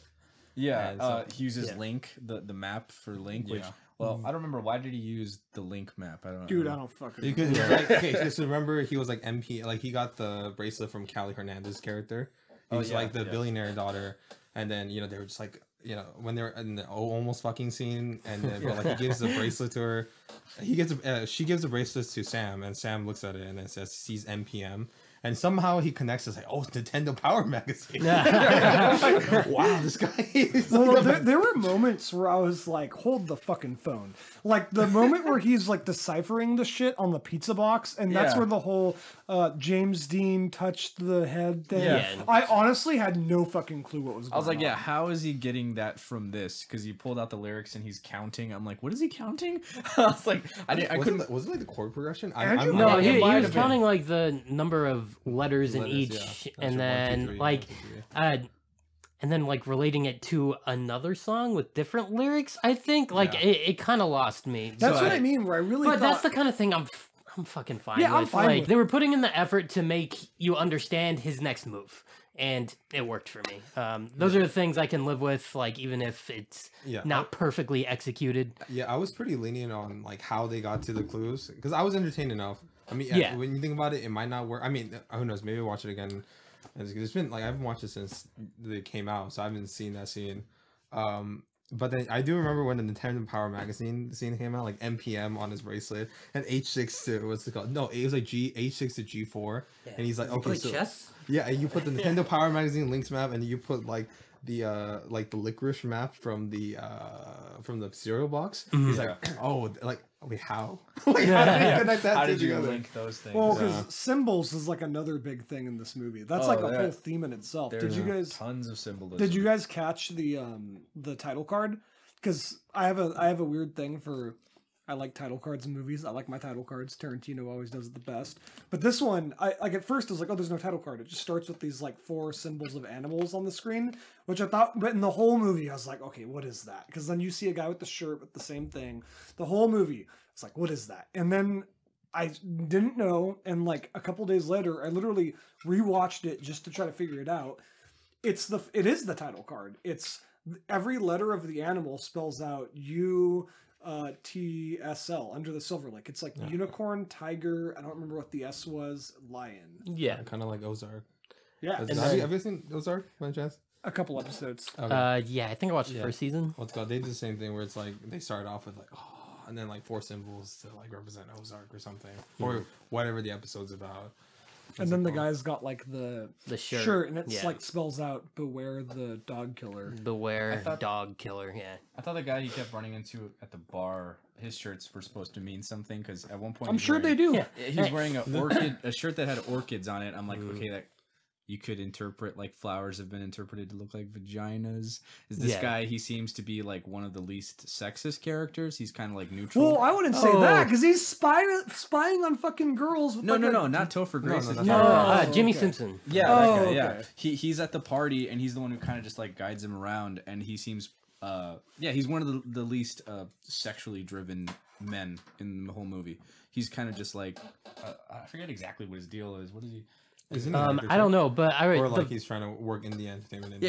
Yeah, he's involved in the industry somehow. Somehow he knows everybody. Like he's just at all these parties. Which- as well. But he even is sexual. Like there's that scene at the bar in the underground like cave bar thing, Yeah. and he tells Andrew Garfield, and he's like, "Remember, crazy is a good fuck," or something like that. Oh yeah, he does. something That's along true. those That's lines. true, yeah. But also, yeah, his shirts are weird. Even Andrew Garfield or Sam points it out. He's like, "Are you wearing a blouse?" Like, it, And he doesn't he just dismiss it? He's like, oh yeah, I guess. yeah. So. He's like, "Yeah, whatever." Should we talk about Jesus Oh, taking a Jesus. shit? Yeah. This is No. the fucking third week in a row. Yeah, we've gotten a lot of poop on these episodes. I hope Yeah. that trend continues. Yeah. They really they focus in on his poop that is speckled with like Gold. It looks like Gold. it's gold. I thought they were like mushrooms or something. Maybe it's a comment on how you shit out or you shit out things that people find value in. I don't know, man. You Every should- frame no, of that's this like- I movie is an think- enigma. Is that you shit out gold? Like that's pretty much. I like that the violence that's used in this film. Every time something is violent, it felt like very violent. and, wanted like, to talk kind of about just that, disturbing. yeah. When he beat the shit out of the kids, that's when I That was realized I genuinely like this shocking. movie. That was genuinely shocking. I thought he was Yeah. gonna like go up and like be like, "Hey, you don't do that to people." Yeah, or like maybe push a kid, or like Yeah. in movies there's movies where kids get punched and it's kind of played for a laugh. And this one, it's just like, oh, this doesn't feel good at all. What you're is right. happening? He's really beating the shit out of this kid. He's think- holding him down. He's stuffing that egg in his mouth. Oh my god. Well, that's right about where you realize that our main character Is a weird. fucking crazy person. Yeah. 'Cause, Yeah, okay. yeah. In the so you introduce to him and he's like a sex pervert.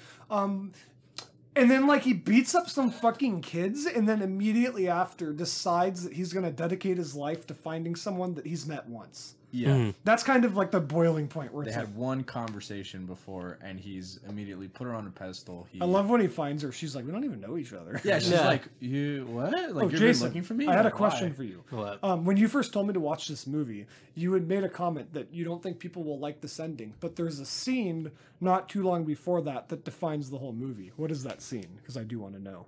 Oh, it's a scene where he's talking to her. He gets her on the phone, and it basically adds up to like he is incapable of achieving the goal that he wanted to achieve, and like he realizes this.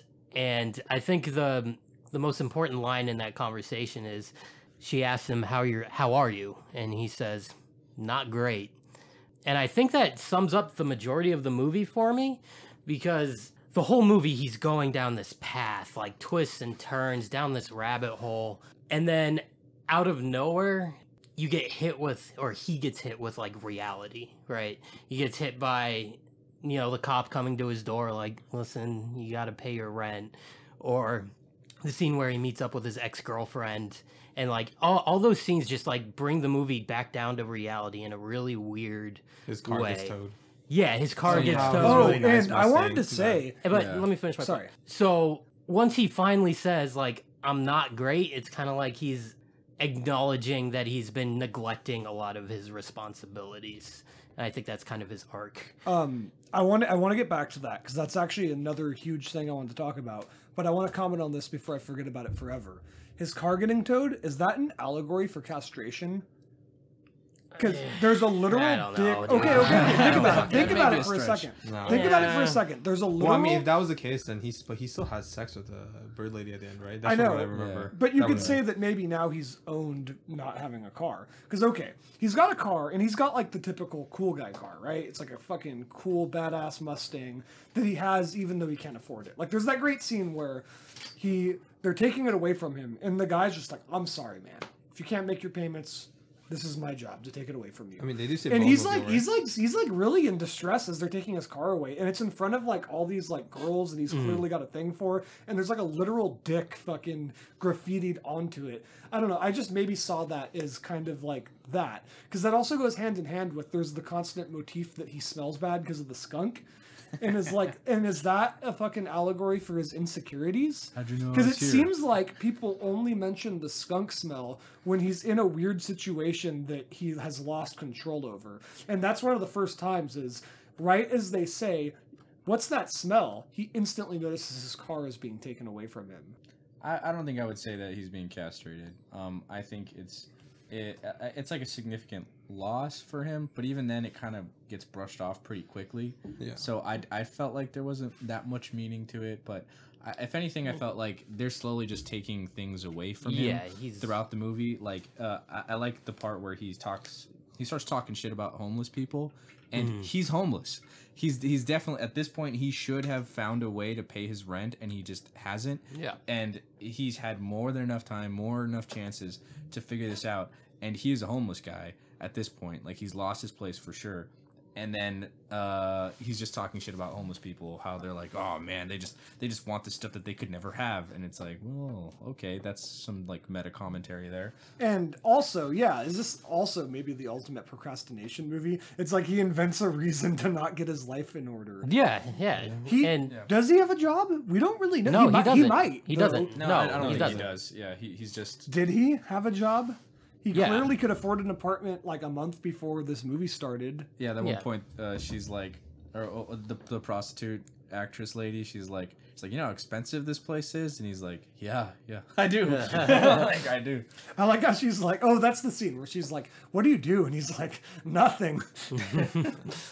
Like, how's work? Why does everyone always want to talk about work?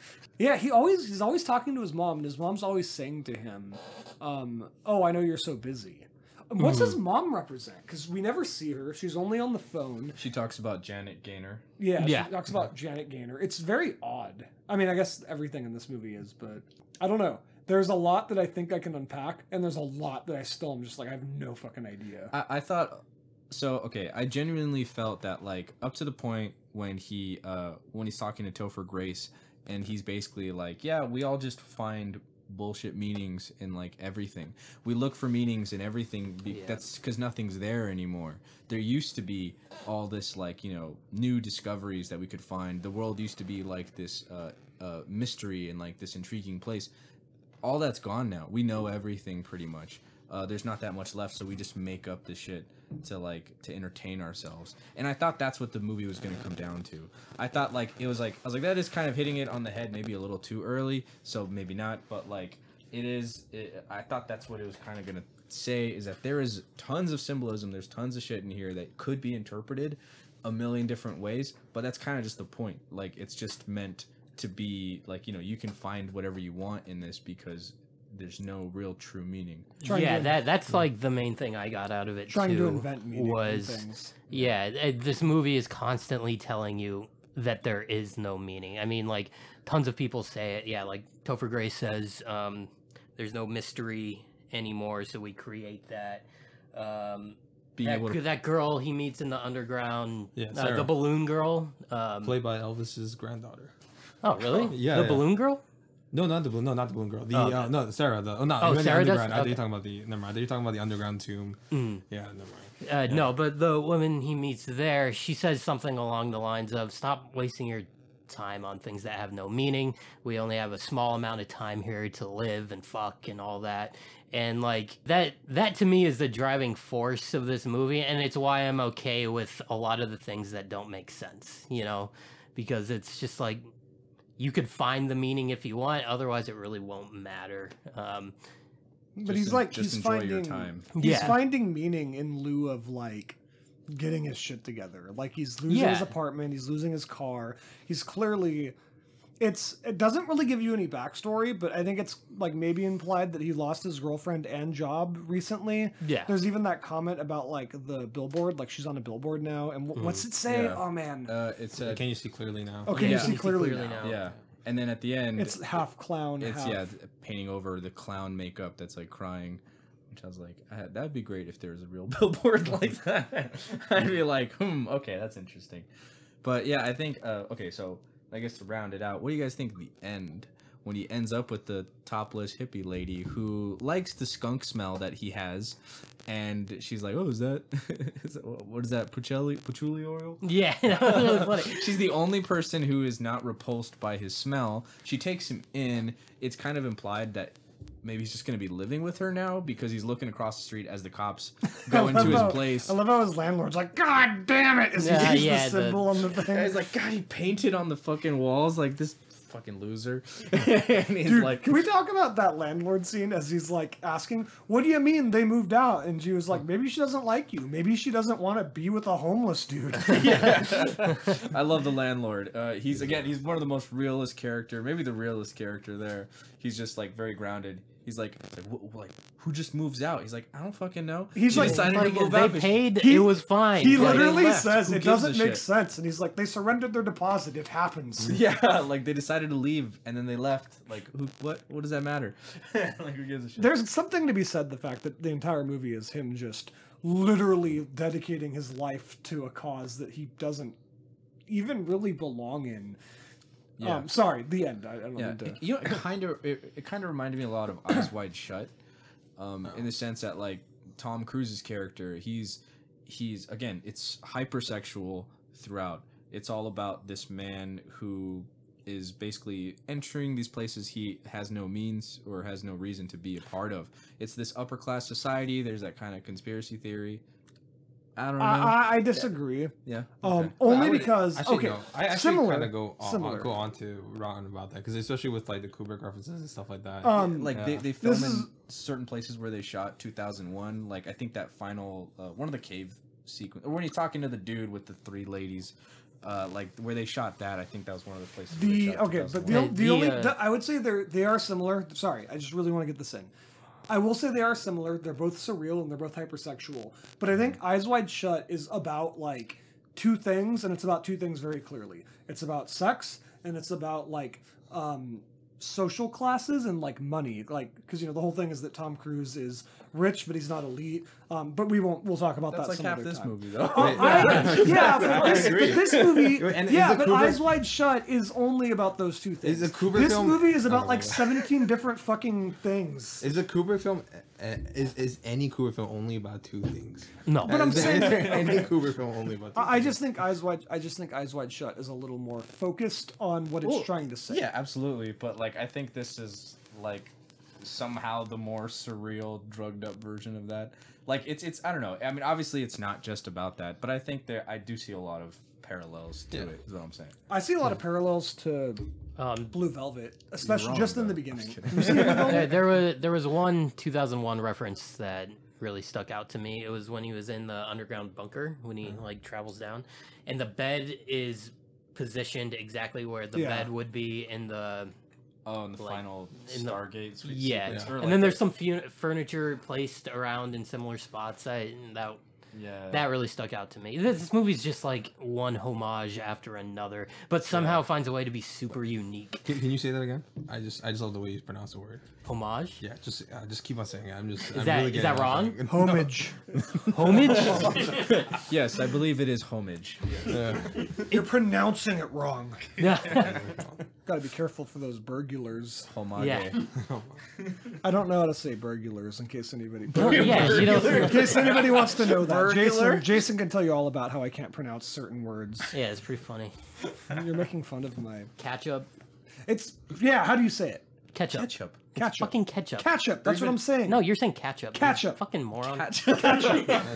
Maybe ketchup. Ketchup. Ketchup. Put some ketchup on my burger. No. I get the burglar thing. I know I There's say it tea weird. in there.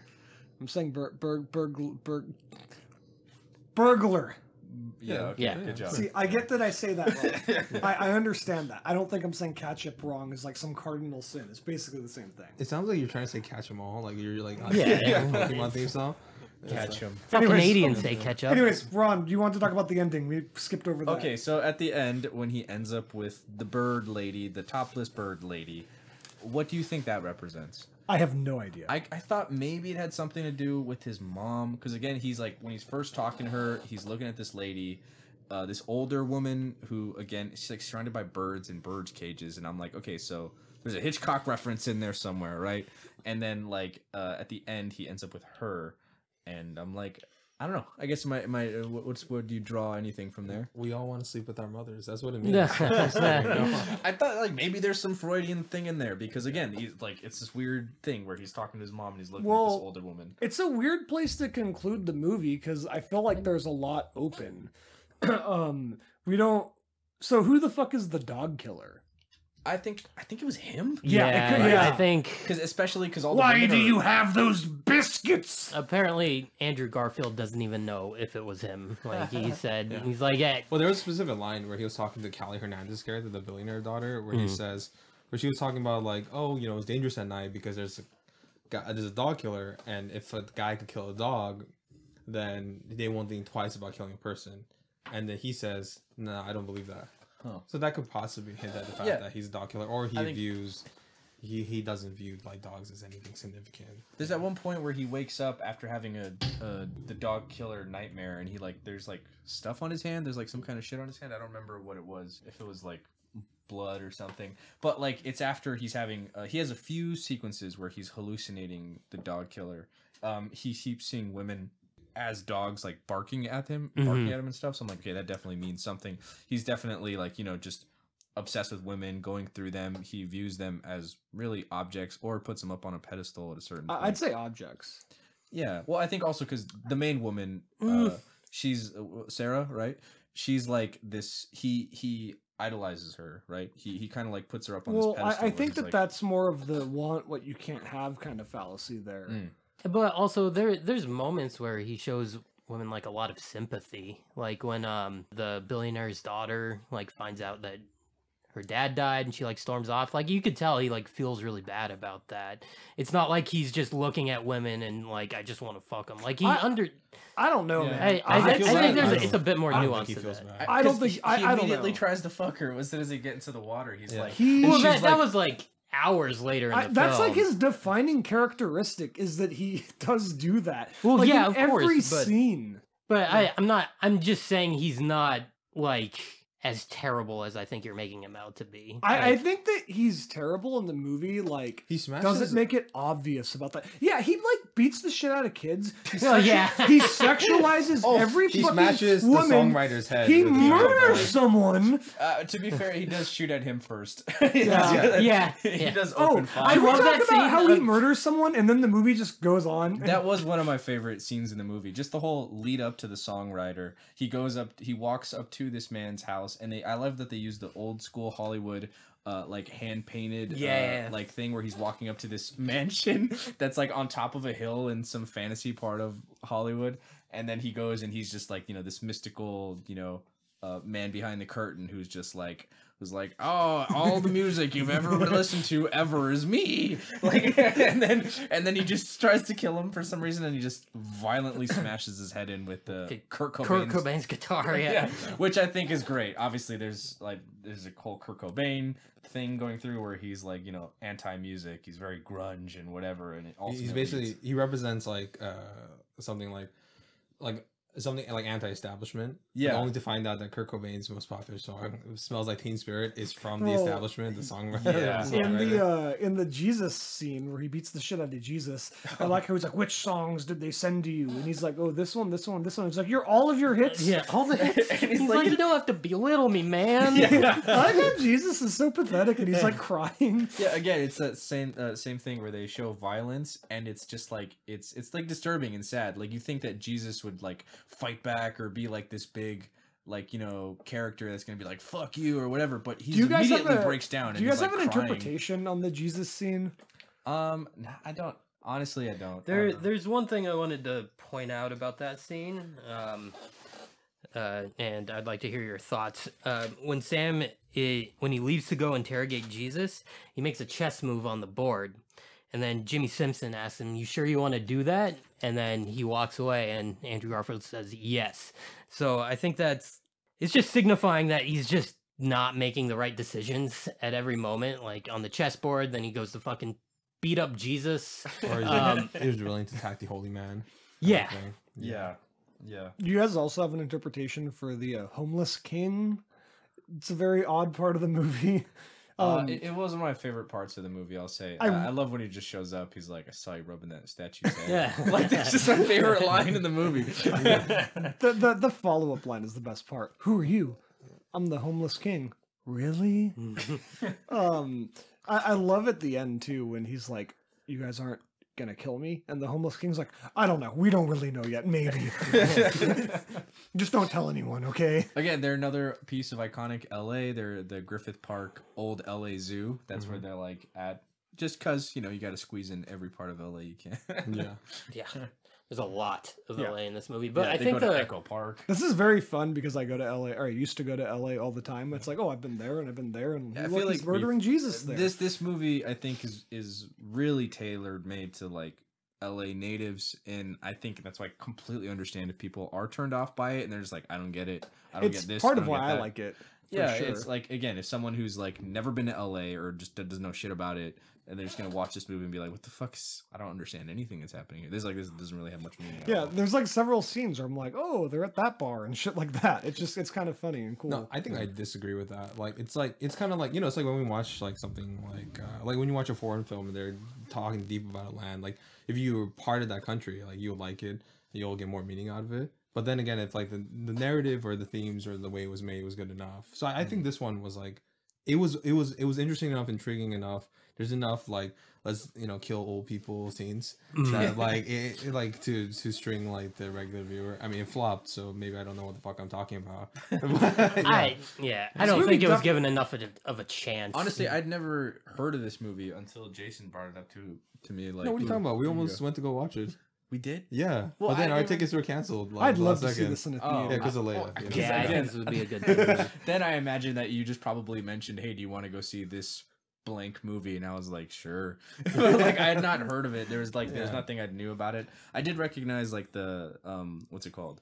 The like poster. But like that was just because like Which you scroll one? through Amazon. The one with like the sunglasses Yeah. and stuff.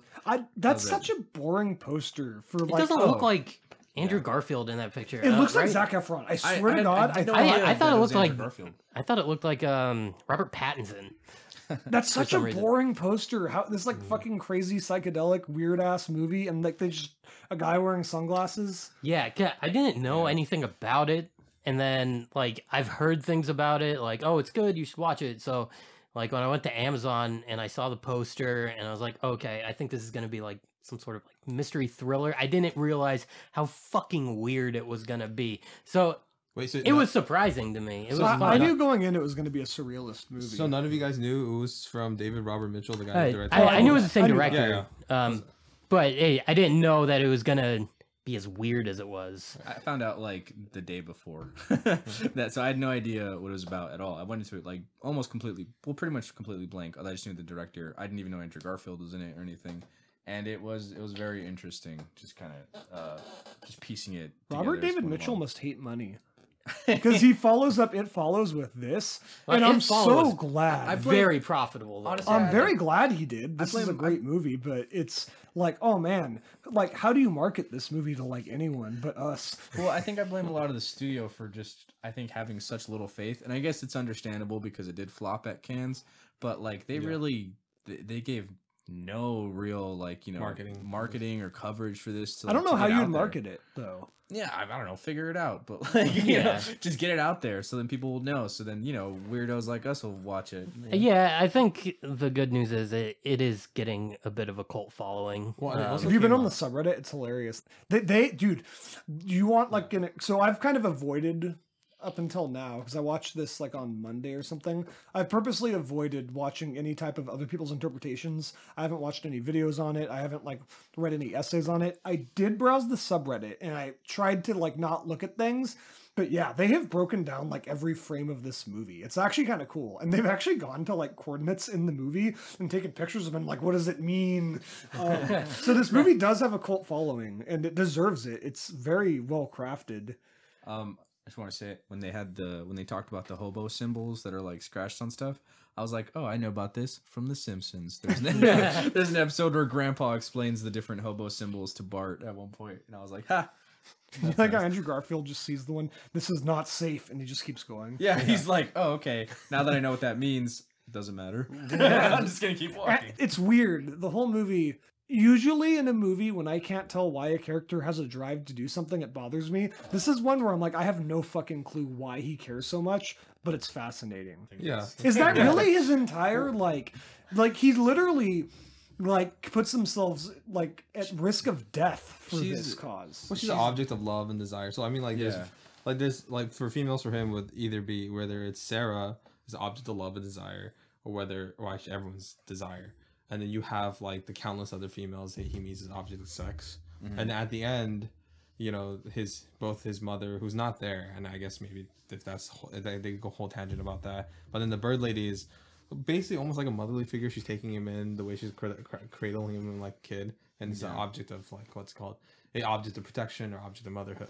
She's like one of the only people who doesn't judge him at all, or really ask him like any questions. She's just like, yeah, get in here, let me fuck like that's it. She's like, oh, you smell good. What is that? And it's like, he's basically always using females for something, either for love, sex, or like parenthood. Like, that's what they call it. And that was interesting. I mean, so I guess we also talked about how this movie has a lot of Easter eggs, a lot of different things. Oh, yeah. What is your favorite Easter egg in this film? For me, the most obvious one was when, you know, his egg-covered hand was on the Amazing Spider-Man comic book. Yeah, that actually wasn't, like, a nod to Andrew Garfield being Spider-Man. Right. That was like in the script initially, and then Andrew Garfield thought it was written in because of him, and the director's like, no, like, I just wrote that in. Like, I could take that out if you want.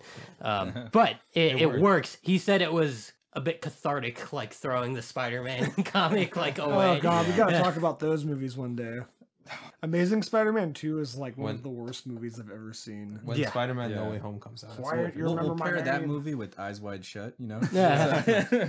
Keep it consistent, you know? Yeah. Dude, I really like this movie. And I have to watch it again before I say the word love, but I think I will. It's very intriguing. I definitely want to rewatch it just because it was fun more than anything else. It's just like, it was funny, it was interesting. Again, like, I had no idea where it was going, but it was okay because I was like, oh, I'm just in for the ride and I'm enjoying it. And yeah, visually really funny. Really done well. It's really, really funny. Yeah. I think that's what like kept me engaged. Like, it was, and it's not funny in like fun. It's like, not funny in like terms of jokes. It's like funny in terms of like situations, and like also just like all the delivery. Like I think one of the funniest moments is like the crazy conspiracy guy like kills himself, and then he goes up and he's like, he gets killed by the owl, or he gets killed by the owl. We should talk about the owl, by the way, after this. But he goes to his house. And he's like talking to the cop, and the cop's like, yeah, he killed himself. And Andrew Garfield, like, very apathetically is like, oh, really? He didn't seem suicidal. And then the cop's just like, yeah, there's something wrong with him. I went in his house. And just like the cop just says that without any regard for like human life, and it's really funny.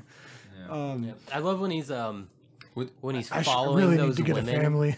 When he's following all three of those girls, like all throughout LA, and he's following them for hours, and he keeps getting like closer and closer, and they don't realize, and he's in a boat like following them, and then he's in a pool like behind a ball, or like what are those balls called? Beach balls. Beach balls. He's like behind a beach ball, like fucking, and they don't notice, and then I don't know, just little touches like that. They're funny and just goofy and weird, and it's fun. Just the way that he like runs, he like half runs, like he doesn't. There's a weird pirate guy for some reason. I love that one point. He's like, "What's up with that pirate guy?" She's like, "I don't fucking know." And that's it. They just completely move on. They're like, "Yeah, doesn't matter." And the owl. So, what's your interpretation of the owl? I've heard a lot of. So I did kind of see this on Reddit.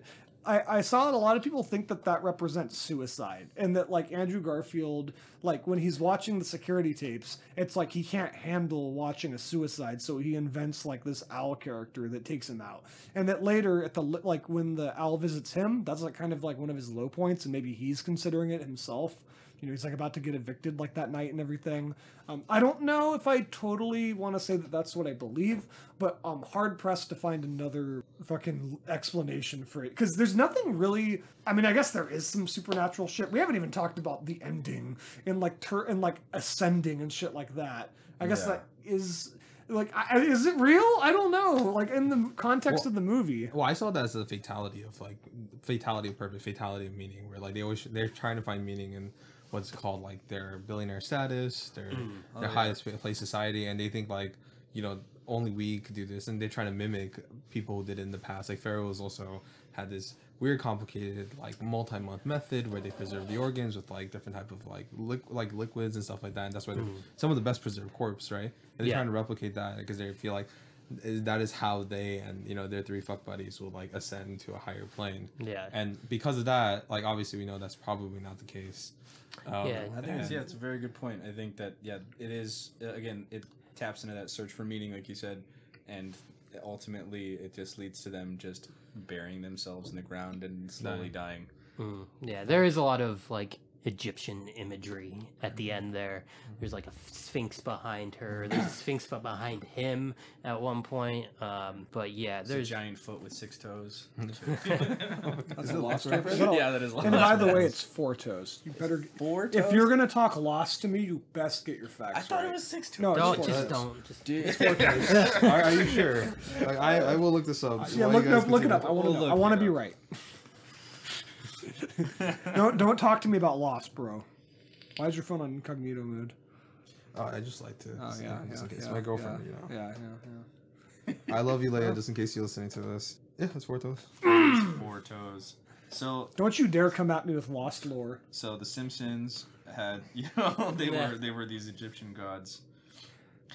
Simpsons sucks. No, we didn't even talk about the score, right? Like, what do you guys think about Disaster Piece's like score for this film, right? I mean, because he scored the last film, It Follows. Like, how do you guys compare to that, and which one do you guys like better, and what aspect of this score do you guys like the For best? context, I've only seen half of It Follows. I've tried to finish it 3 times, and I want to make this clear. It's not like I can't get through it. I mean that 3 times I have put this fucking movie on, and something has prevented me from finishing Then it. just kill the thing that prevents you from watching it. Because I love what I've seen. Like, it's great. I always get to the point where like the thing comes into like their house.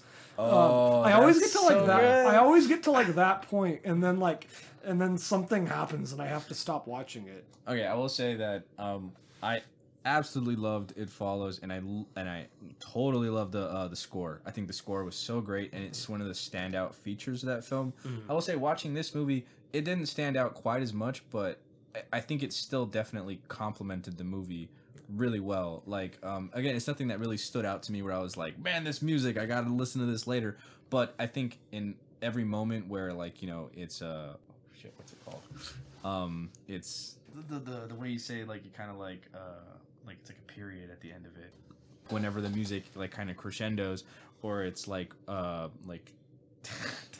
don't know, I can't say it. Fuck, it's the word. This guy works on film sets. Word. I want to say that I do like the soundtrack.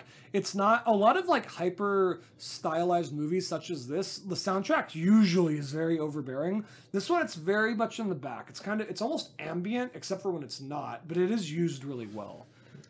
Yeah, I agree. I didn't notice it as much as It Follows, right? Like, I felt like It Follows at times. It was like coming in real hot, which I appreciated in that movie. But I also appreciate how subtle it's a bit more subtle in this one. I liked it. I liked it a lot. It punctuates the film very well. There you go. That's what I was There you trying go. to say. It adds extra color to this movie and stuff like that. It really does, yeah. Like it does. Like, I know some people believe that film composers should basically just melt into the background and just add to the emotionality of the scene, and I think it does it really well. And I think you can contrast that very well with It Follows, where it kind of it leads the scene a little bit more, but in a very different way. Mm-hmm. It's done really well. I gotta watch it again already. Okay. I'm actually ordering yeah. a Blu-ray. I'm gonna order this, and since I'm buying a surrealist film, I'm also gonna buy Sorry to Bother You, since that's also super surreal. Okay, what you guys have any final thoughts about the film? Are you guys excited for his next film? I think his next film is a superhero film, ironically. What? Is it really? Yeah, I'm he's- fucking sick and tired of superheroes. Yeah, I think like that's kind of fitting, actually, considering like he's trying to release this around Avengers. It actually got released in April, I think, right? And then this is a whole stab at pop culture nerds, and who are some of the biggest pop culture nerds right now, like superhero fans and stuff like that. Is it like a Marvel movie? No. It's a complete. I think it's a completely original property. If it's original, I'm cool with it. But if he's doing like a fucking Marvel movie, I'll be a little upset. Kind of like when we were talking about Nomadland, and it's like, oh, this is such a great director. What's she doing next? A Marvel movie. Oh, like I'm excited for that Marvel movie. I mean, you know what's funny is that we were joking. Is it going to look exactly like Nomadland? And you were saying that there are stills that it looks exactly it like looks Nomadland. just like you guys didn't watch the first look, Eternals or anything like that?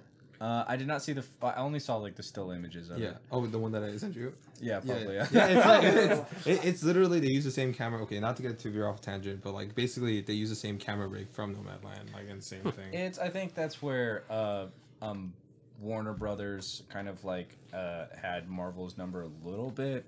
Was where they hire those like auteur directors and give them the reins to just kind of do what they want, right, to fulfill their image, their vision of the film, which I think if done correctly can lead to really great movies like Logan or the Guardians of the Galaxy films or whatever.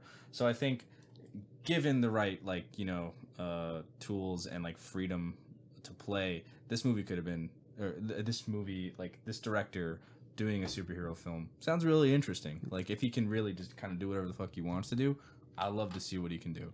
Yeah, even if it was a Marvel movie, but like it's not gonna happen because I'm sick I of superheroes. yeah. I mean, like what's it called? I mean, we were doing superhero stuff like back like 90 or even like the 80s, 60s, like with Batman. So I mean, it's like you're saying people are sick of westerns. Yeah, I guess. Yeah, we are inundated. I was like looking at a list.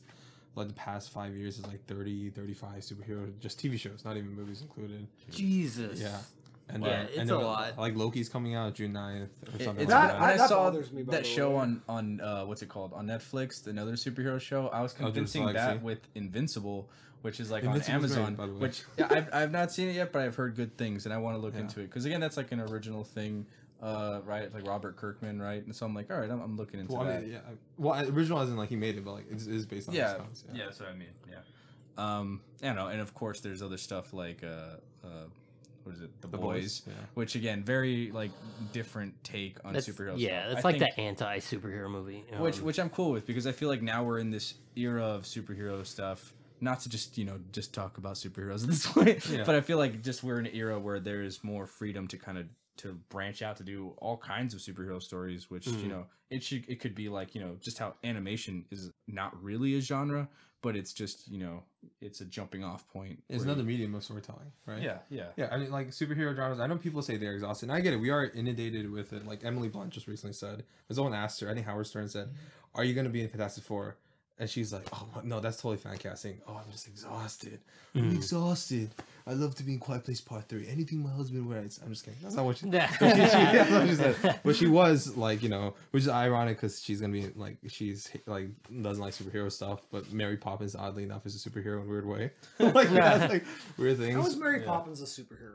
Does she not have magical powers? Does she not That teleport? doesn't Does she make her not a fucking age? superhero. Okay, Flies I'll and take- she I'll saves take kids from terrible childhoods. I'll take the argument. A lot of people argue that Drive is like secretly a superhero movie. Kind of is. I'll take that, but I'm not going to accept that Mary fucking Poppins is a How superhero. is she? How would you like not? If you can say Drive is, That makes but no not Mary Poppins. Well, I mean, think, No, that think makes about no it. sense. Secret identity. He's got a costume. Is Mary Poppins even her real name? Like, let me think about it. Like there is She's an literally magic. yeah. I mean, It's Merrill Poppins. yeah. I mean, it is based on okay. I'm not gonna go into it because that's a whole nother thing. The history of Mary Poppins in the next episode of Half a Clue. It's gonna be the full Mary Poppins. Do we have Yeah. any final thoughts on Silver Lake? I Yeah, feel like let's- we could literally talk about this for another 8 hours. Yeah, let's wrap Yeah. it back But up. one by one, Philip. Final thoughts. What's it called? I liked it. I think it's an interesting third film in his filmography. Like he did Midsummer or something like that. Like He didn't do Midsummer. no, no, like it's called something Midsummer. It's like a black and white teen comedy. Yeah. Then he did it was before It Follows. yeah, and then he did It Follow, which was a horror like film, like a John Carpenter inspired film. Then he did this one, which was like a Hitchcock, David Lynch, Stanley Kubrick inspired film. And his next one will be a superhero film. So I liked it. It makes me excited to see this director's next progress. But yeah, I'll probably watch it again like tomorrow. Yeah. I agree. I loved It Follows. I've not seen his previous film, but I'm just excited to see what he does next. This film in particular, I think it's just like, as far as him addressing his love for Hollywood and stuff, like there's other directors have done that. Like, Damien Chazelle did La La Land. He did Under the Silver Lake. And that's just like, I think that's just great. Tarantino did, what's it called? Once Upon a Time. Once Upon a Time in Hollywood. So I love seeing the director's perspective, kind of like being a reflective look at like, Hollywood itself. And I think this was one of the most interesting and unique takes on that. And I don't know. It was a great ride. I like enjoyed it from start to finish. So I can't wait to see what he does next. Yeah. Yeah, I also really like this movie. I loved Andrew Garfield in it. I thought he nailed this role. It was good. Yeah. Given the fact that we really didn't know much about him, and he was able to keep me engaged the whole time. And also just the roller coaster of it all. I really enjoyed the mystery of it, trying to, get along with the clues and the mystery. Yeah, no, I really enjoyed it. I'll watch it again for a third time probably pretty soon. The Blu-ray's already on the way, so that's pretty telling. I really liked it, and it's funny. Ronald was saying every big director has like their love letter to Hollywood. I usually fucking hate those. I do like Once Upon a Time in Hollywood. I don't like love letters to Hollywood, and maybe I like this one because it also kind of feels like a criticism.